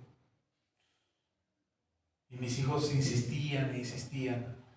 Hasta que un día, uno de mis hijos, salimos de la escuela, de esos puestos, que las escuelas están llenas de puestos de dulces afuera. Y un día salimos de la escuela y uno de mis hijos dice: papá, ¿me compras un dulce? Digo: no, hijo, no traigo dinero. Y me dice mi hijo: aunque sea uno de 50 centavos. Sentí tan feo. Dije: no puede ser. Y después me hice el propósito que aunque sea un chicle, aunque sea una paleta, y si no traía dinero, yo les llevaba el dulce. Y si definitivamente ya era mucho dulce, porque de repente los niños también ven hasta cuánto pueden sacar. Entonces un día: hoy no, o al rato en la casa, o al ratito vemos. Hoy si les digo: no tengo dinero, no es porque me queje porque no tengo, sino porque no tengo efectivo, porque no tengo cambio. Pero procuro que de mi boca no salga el no tengo dinero. Porque no quiero que mis hijos piensen que no tenemos, aunque no tengamos. ¿Sí me explico? Pero tampoco lo marque con palabras como tonto, inútil, flojo. Despierten sus corazones el don, el ministerio, el llamado que Dios ha hecho en sus vidas y que podamos verlos como Juan. Pasaron 30 años, imagínense, el papá Zacarías se murió. No llegó a ver el ministerio de su hijo. Pero no se murió quejándose: ay, es que cuando voy a ver que mi hijo tenga éxito. Él había dicho algo que se iba a cumplir. Y cuando se cumplió, yo imagino que toda la familia y todos los conocidos y toda la gente que supo quién era Juan, de repente se maravilló y dijo: cuánta razón tenía Zacarías. Hoy quizás cuando yo digo que mis hijos van a tener éxito, o que mis compañeros dicen: ¿cómo están tus hijos? Bien, triunfando, echándole muchas ganas. No me han de creer. Pero cuando lo vean, es decir, ¿cuánta razón tenía Axa? ¿Cuánta razón tenían sus palabras? Es verdad, sus hijos son exitosos. Sus hijos son hombres de Dios, que le sirven a Dios de convicción. No porque yo lo dije, sino porque estoy seguro quién lo respalda. ¿Quién respaldaba a Juan? Dios. Amén. ¿Quién dijo que Dios lo iba a respaldar? Su padre. Por eso yo hoy declaro sobre mis hijos bendición. ¿Quién va a respaldar mis palabras? Dios. ¿Está conmigo? Ok, sigamos leyendo. Versículo 7. Y decían las multitudes que salían para ser bautizadas por él. Y decían a las multitudes que salían para ser bautizadas por él: oh generación de víboras, ¿quién os enseñó a huir de la ira venidera? ¿No? ¿Que no se bautizaban? Miedito al infierno, y venían y se bautizaban. Luego dice el versículo 8. Estas son palabras de Juan: haced frutos dignos de arrepentimiento. Ojo, una cosa es el arrepentimiento y otra cosa son los frutos que traen el arrepentimiento. El arrepentimiento es reconocer que te equivocaste y le pides perdón a Dios por tu error. ¿Sí está conmigo? El fruto del arrepentimiento es el estilo de vida que tienes después de haberte arrepentido. Esos son los frutos de arrepentimiento. ¿Cómo vives después de que pediste perdón? Yo me peleo con mi esposa, la ofendo, le grito, le digo de cosas, le pido perdón. Le digo, ya mi viejita, ya no voy a volverlo a hacer. Y a los 8 días lo vuelvo a hacer. No estaba arrepentido. No hay frutos de ese arrepentimiento. ¿Sí está conmigo? Sí. Entonces, como no hay frutos de arrepentimiento, significa que no estoy arrepentido. ¿Qué dan el árbol de manzanas? ¿Qué da? Manzanas. ¿El árbol de limones? ¿Qué da? Limones. ¿Y el árbol de sandías? ¿Qué da? No están durmiendo. Qué bueno. Entonces, de acuerdo a su planta es su fruto. ¿Cuál es la planta que está en nosotros? El arrepentimiento. ¿Qué tiene que haber? Frutos de arrepentimiento. ¿Cuáles son los frutos de arrepentimiento? ¿Que ya eres un santo y flotas en el aire? No, hermano. Uno de los grandes temores de los cristianos es que tienen miedo a bautizarse, porque ¿qué tal que si después de bautizarse le fallan al Señor? Usted no debe tener miedo de eso. Eso es una mentira que el diablo trata de poner en su corazón. Usted tiene que bautizarse porque está arrepentido del pasado que usted vivió, ¿o no? El futuro no lo sabes. No sabes si vas a fallar o no. ¿Qué tal que si no fallas? Uno dice, ¿y si fallo? ¿Y si no? Es la misma probabilidad. ¿Y si me equivoco? ¿Y si no te equivocas? Pastor, ¿y si peco? ¿Y si ya no pecas nunca más? ¿Es el mismo trabajo o no? Hay uno más atrevido que me dijo, es que me conozco, pastor, y sé que voy a fallar. Hermano, tú no estás arrepentido.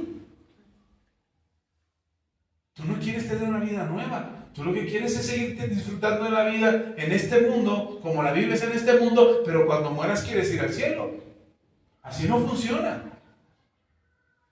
Tienes que arrepentirte de tu vieja manera de vivir y caminar hacia adelante con frutos dignos de arrepentimiento. Si nosotros vamos hacia adelante, lo que se nota en nuestras vidas es que sí, miren, a mí me han dicho muchas cosas cuando voy a mi tierra, a donde están mis padres, cuando voy a Guerrero, allá a Iguala, y me encuentro con mis amigos de la infancia, mis amigos de la juventud, y me dicen, no te creo que ya hayas cambiado. Pues no, porque no vives conmigo. Porque nos vemos cada 25 años. Después de 25 años me vuelves a ver, por supuesto que no me crees. Pero quédate un tiempo conmigo, ve lo que yo publico en redes sociales. Conoce a mi familia, conoce a mis hijos. Conoce a mi esposa, que ellos se den cuenta.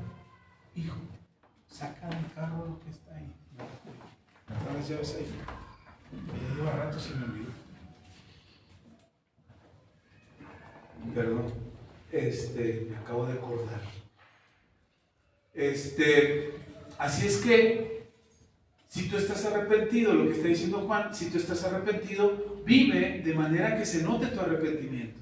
Hermano, no se trata de simular ser santos. No se trata de aparentar una cara en la iglesia y aquí en la iglesia nos damos golpes de pecho y somos buenos, puros y santos, y en la calle nos seguimos peleando, nos seguimos desgreñando. No, el cambio viene. Tú vas a ir si tú no has visto los cambios que quieres ver en tu vida, si no has visto la prosperidad que esperas ver en tu vida, la sanidad, la restauración, la plenitud de lo que de la vida en Cristo Jesús que prometió en Juan capítulo 10, versículo 10, si no has visto esa vida plena, es porque todavía estás en el mismo lugar que llegaste a Cristo.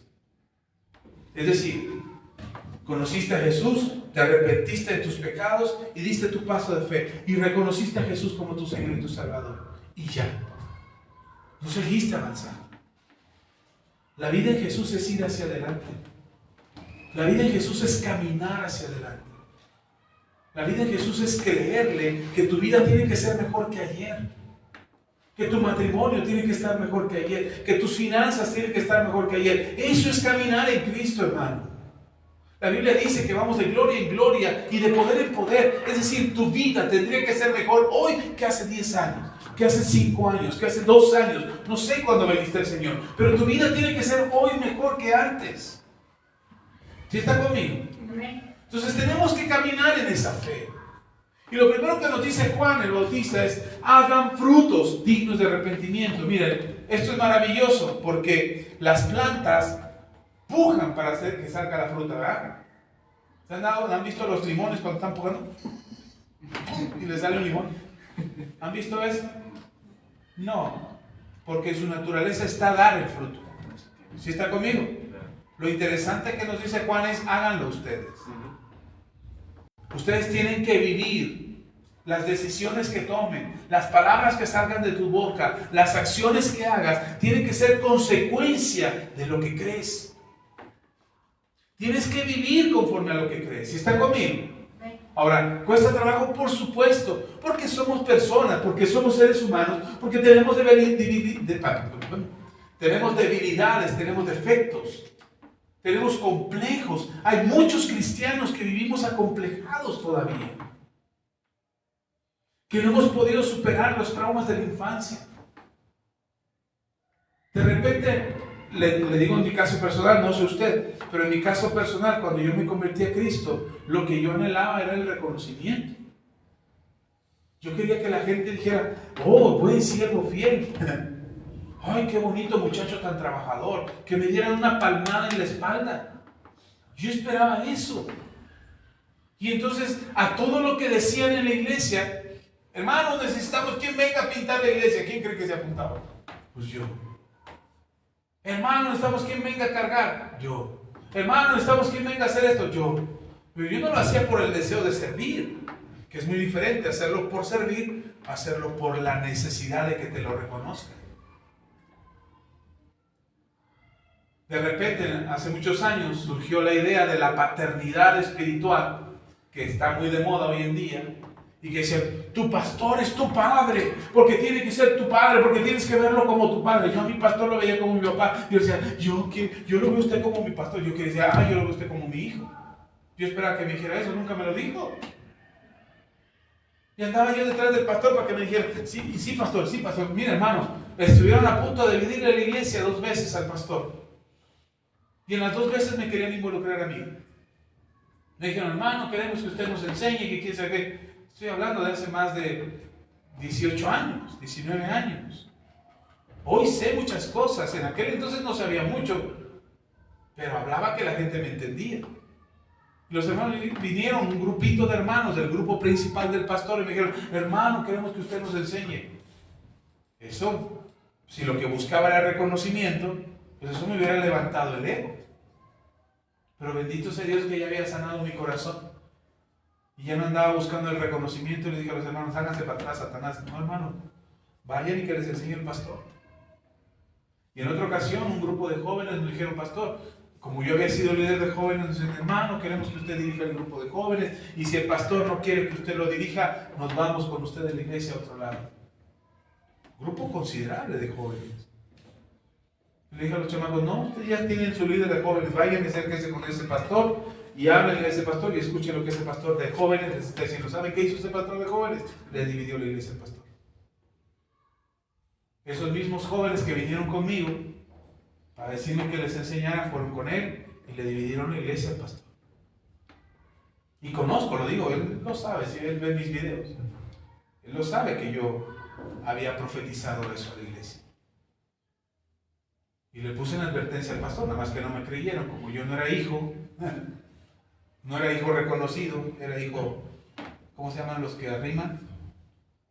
Entenado. Era hijo entenado, no era hijo reconocido, no me creyeron nada. Entonces, cuando tienes necesidades, tienes complejos, vienes a Cristo, no creas que se van por arte de magia. Ya soy cristiano, todos mis complejos se tienen que ir. No, tienes que ponerlos a trabajar y tienes que dar frutos. ¿Sí está conmigo? Entonces, si tienes complejos de inferioridad porque sientes que todos te ven chiquito o todos te ven chiquita y dices, es que y caminas así todo el tiempo mirando al suelo, son complejos. Yo les enseñé a mis hijos, ustedes no tienen nada que esconder, caminen derechos, caminen de frente, miren a los ojos claros, sin cinismo. No sean cínicos, a ver, de hecho mirar y los demonios por dentro, revolcándose. Conocemos a un hermano, un joven, ya no es joven, ya es un adulto, camina así, toda su vida.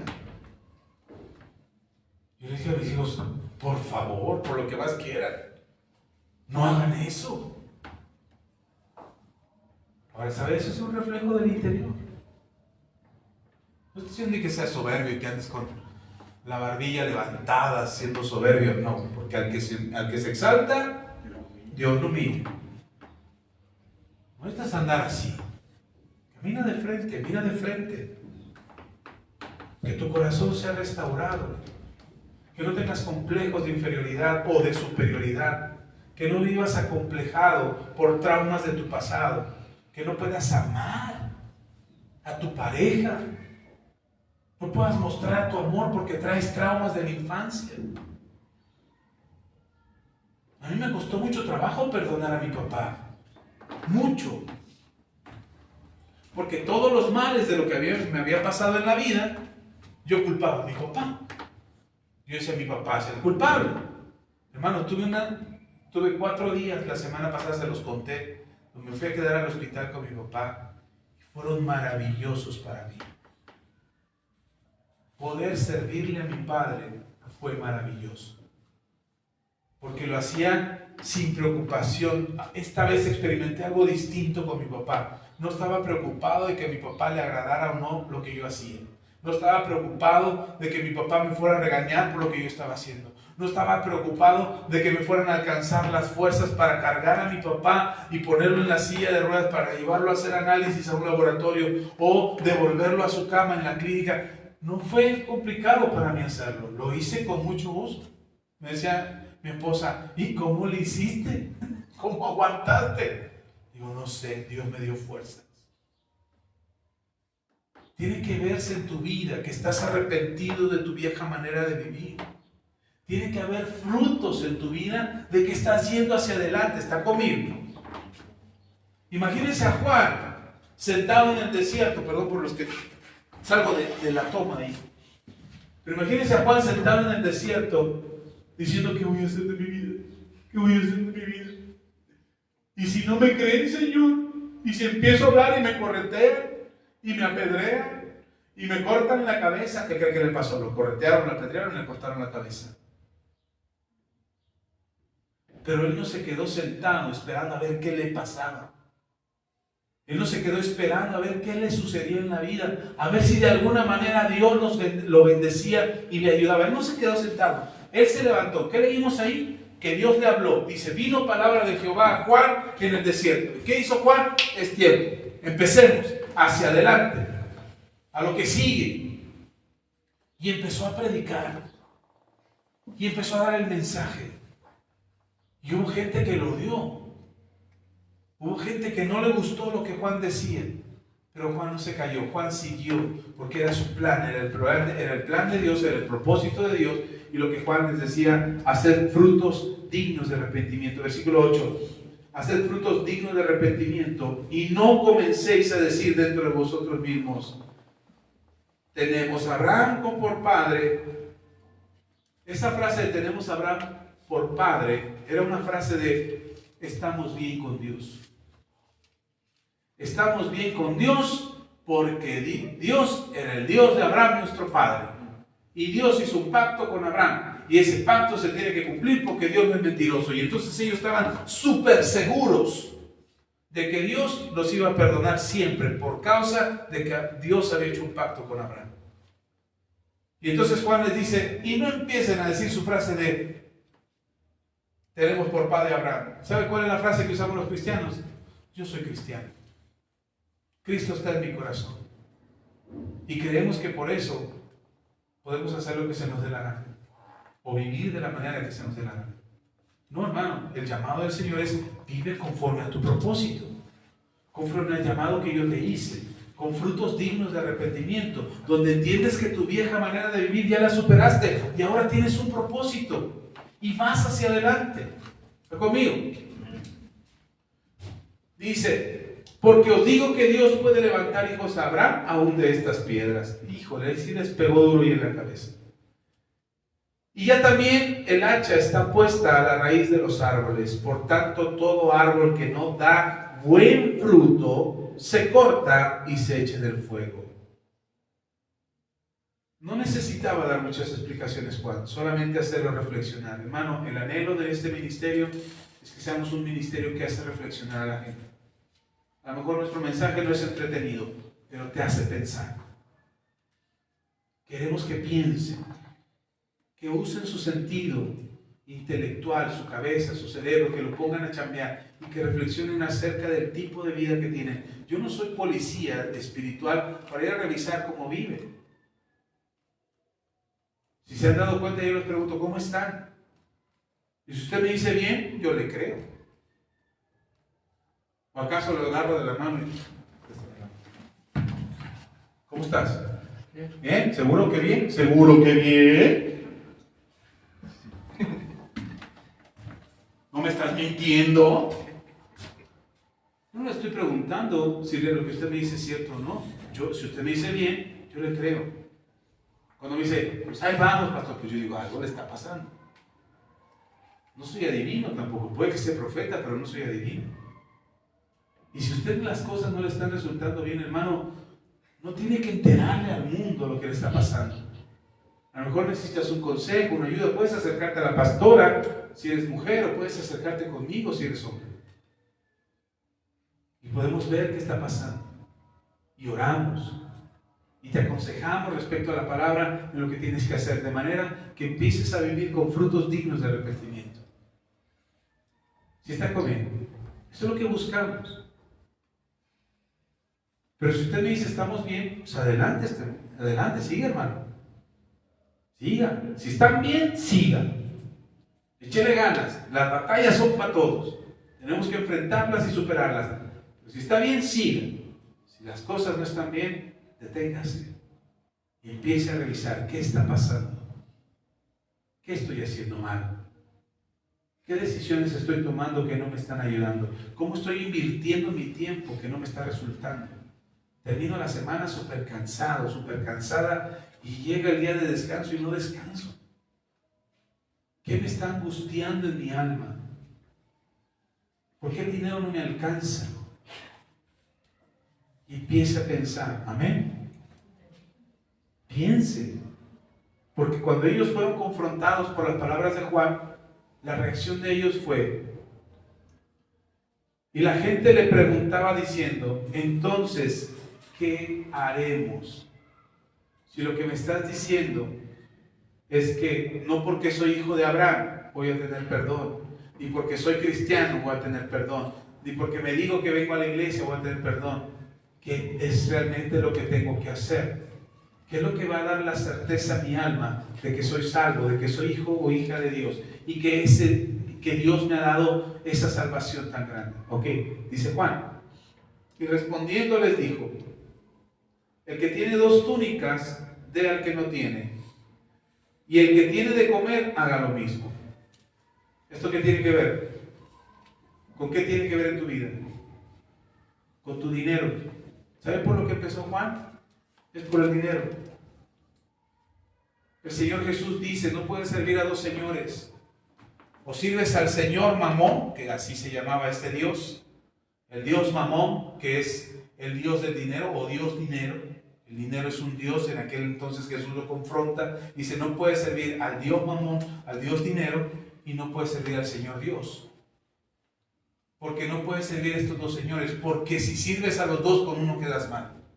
Y Jesús, cuando viene a nuestras vidas, con lo primero que trata en nuestro corazón es con quién es el Señor de tu vida. Por eso nosotros hacemos la oración y le decimos a Jesús, Señor, sé el Salvador de mi vida, pero también sé el Señor de mi vida.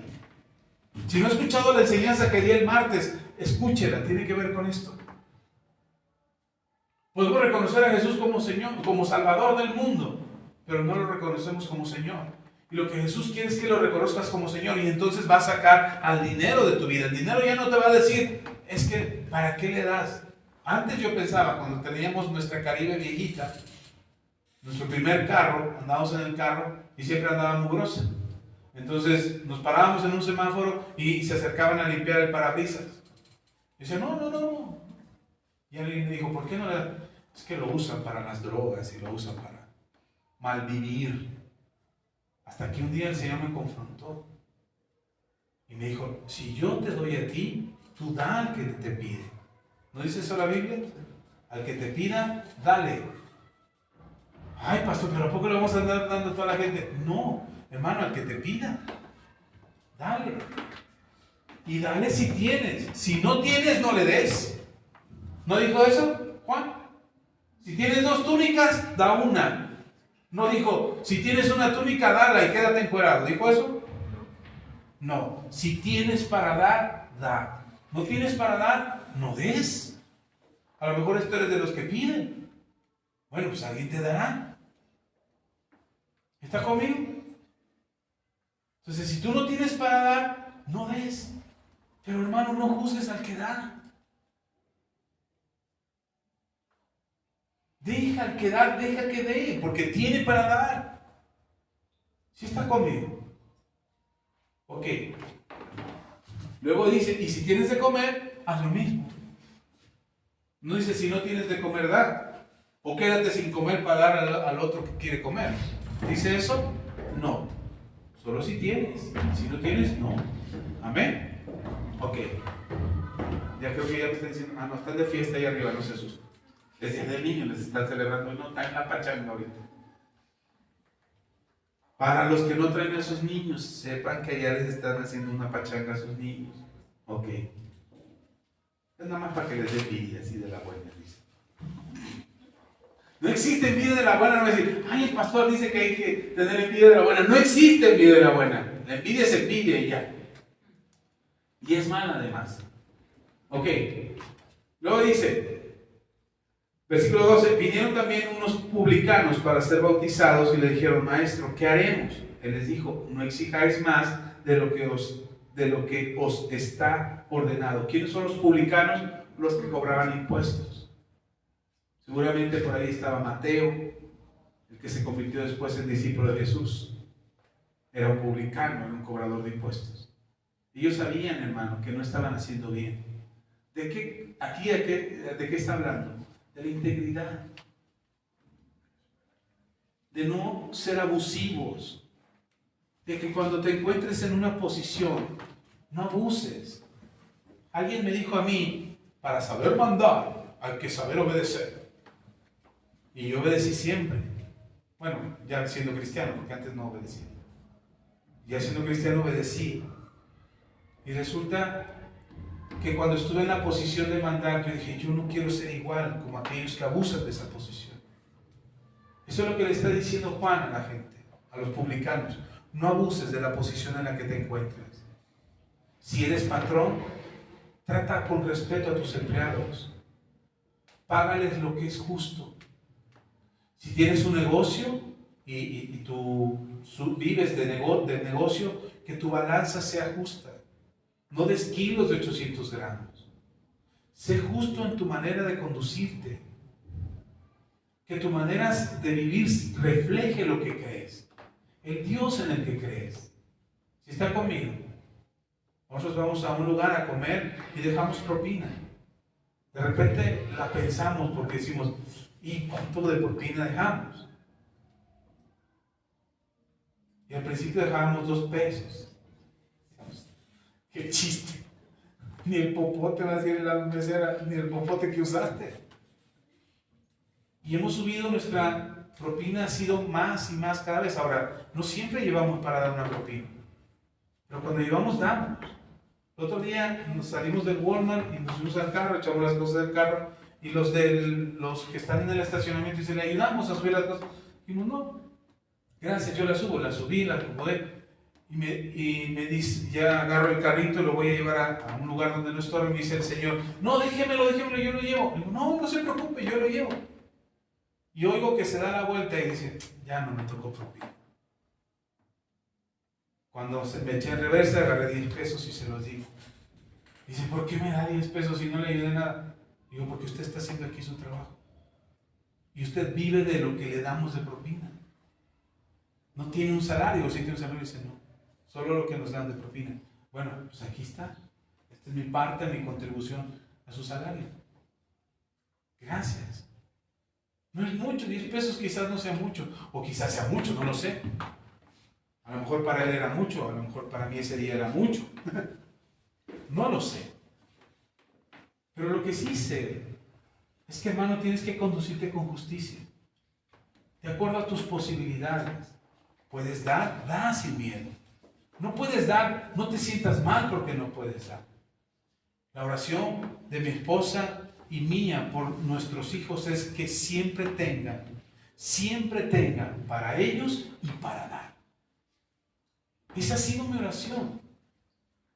Que siempre haya en sus vidas, que no tengan que estar batallando, o que no tengan que estar batallando. Ahora, lo van a vivir cuando les toque vivirlo, ellos sabrán si lo hacen o no. Si se lo guardan o lo dan. Depende de ellos. ¿Sí está conmigo? Entonces sea íntegro en su negocio. Sea íntegro con sus empleados. Trátelos bien, trátelos con integridad. Lamentablemente aquí en la iglesia, digo lamentablemente porque no hemos llegado a ese punto, pero lamentablemente aquí en la iglesia no podemos pagar salarios todavía.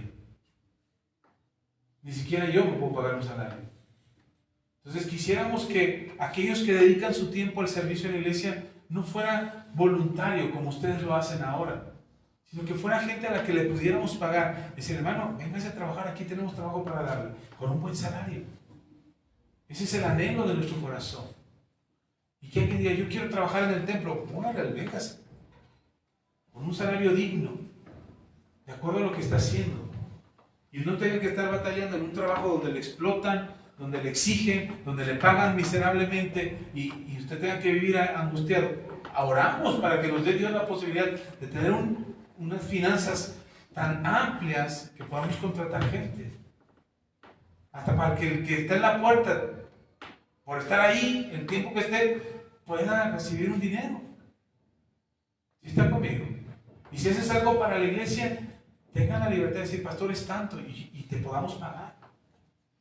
Hoy todavía estamos sembrando, a usted le ha tocado sembrar, a usted le ha tocado dar este ministerio y sembrar este ministerio.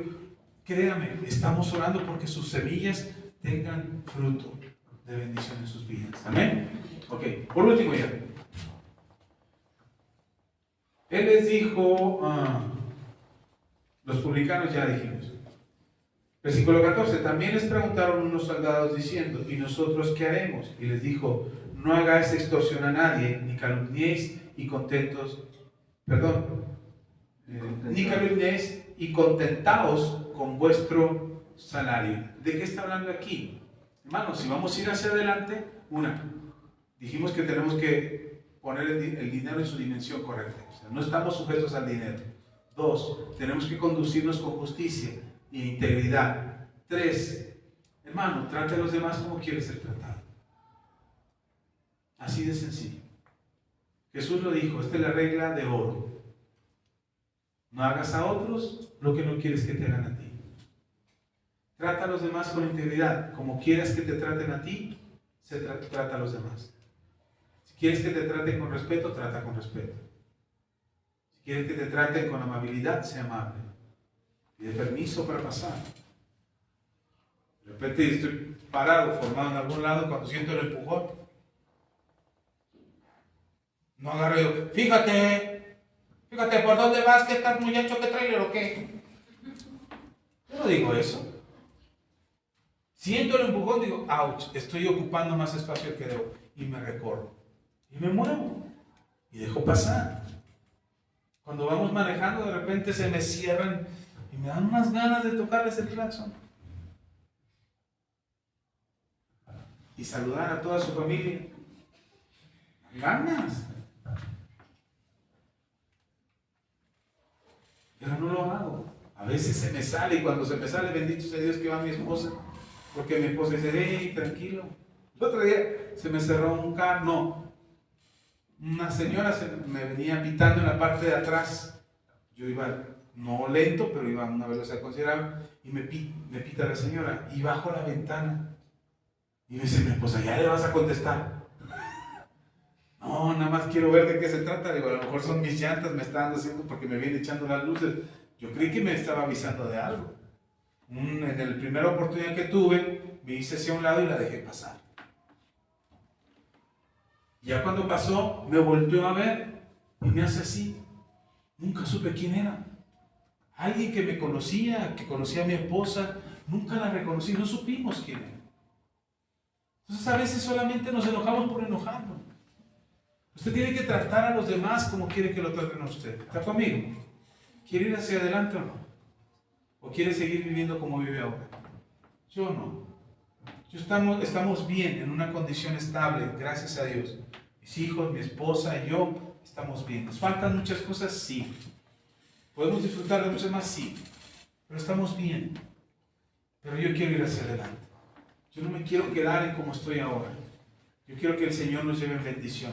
Y si hablamos de cosechar bendición en los tiempos de tabernáculos, que faltan 23 semanas para llegar a esa fecha, de aquí a allá yo quiero estar listo. No quiero que se me pase mi tiempo de cosechar. Yo quiero saber cuando el fruto está listo para recogerlo y cosecharlo. Amén. Póngase de pie. Vamos a orar.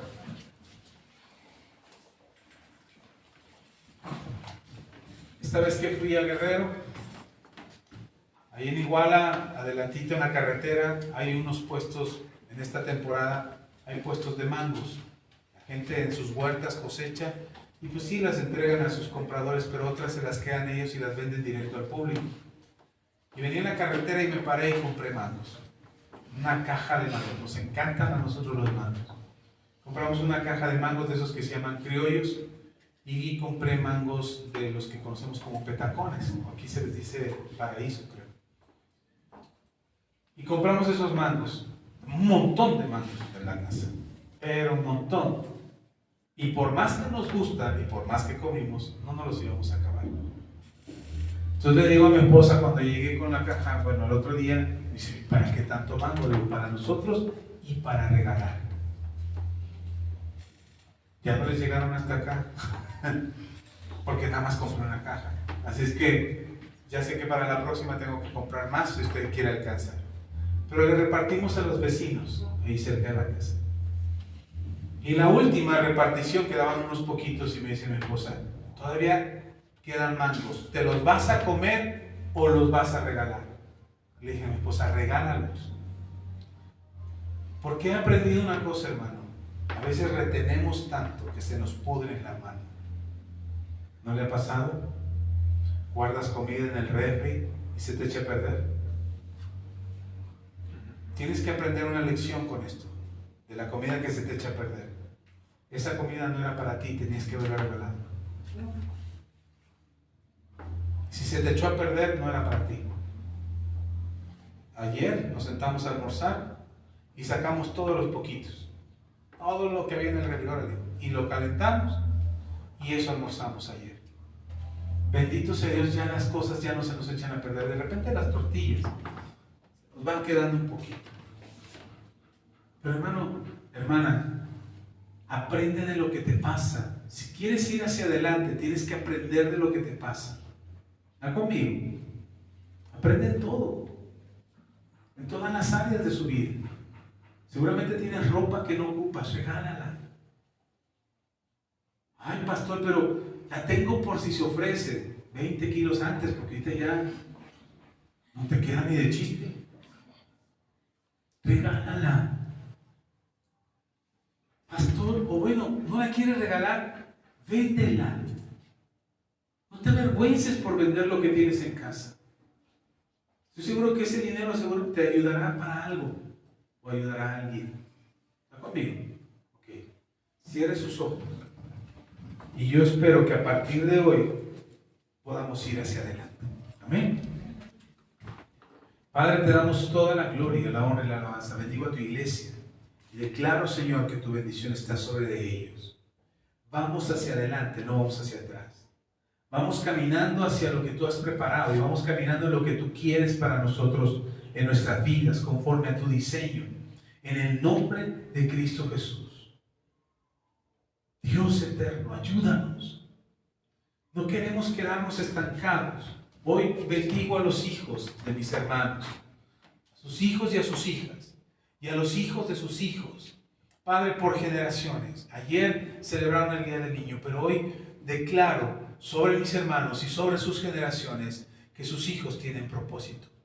Un propósito del cielo, un propósito de bendición para sus vidas. Y ellos podrán ver en sus hijos la bendición de Dios. Padre, ahora que ya somos adultos y que estamos grandes, pudiéramos pensar que es demasiado tarde para encontrar nuestro propósito. Pero creo con todo mi corazón, en el nombre de Jesús, que cada uno de ellos estará trabajando, creciendo y avanzando hacia su propósito. En el nombre de Cristo Jesús. Padre, no estamos aquí para perder el tiempo. Estamos aquí porque vamos hacia adelante.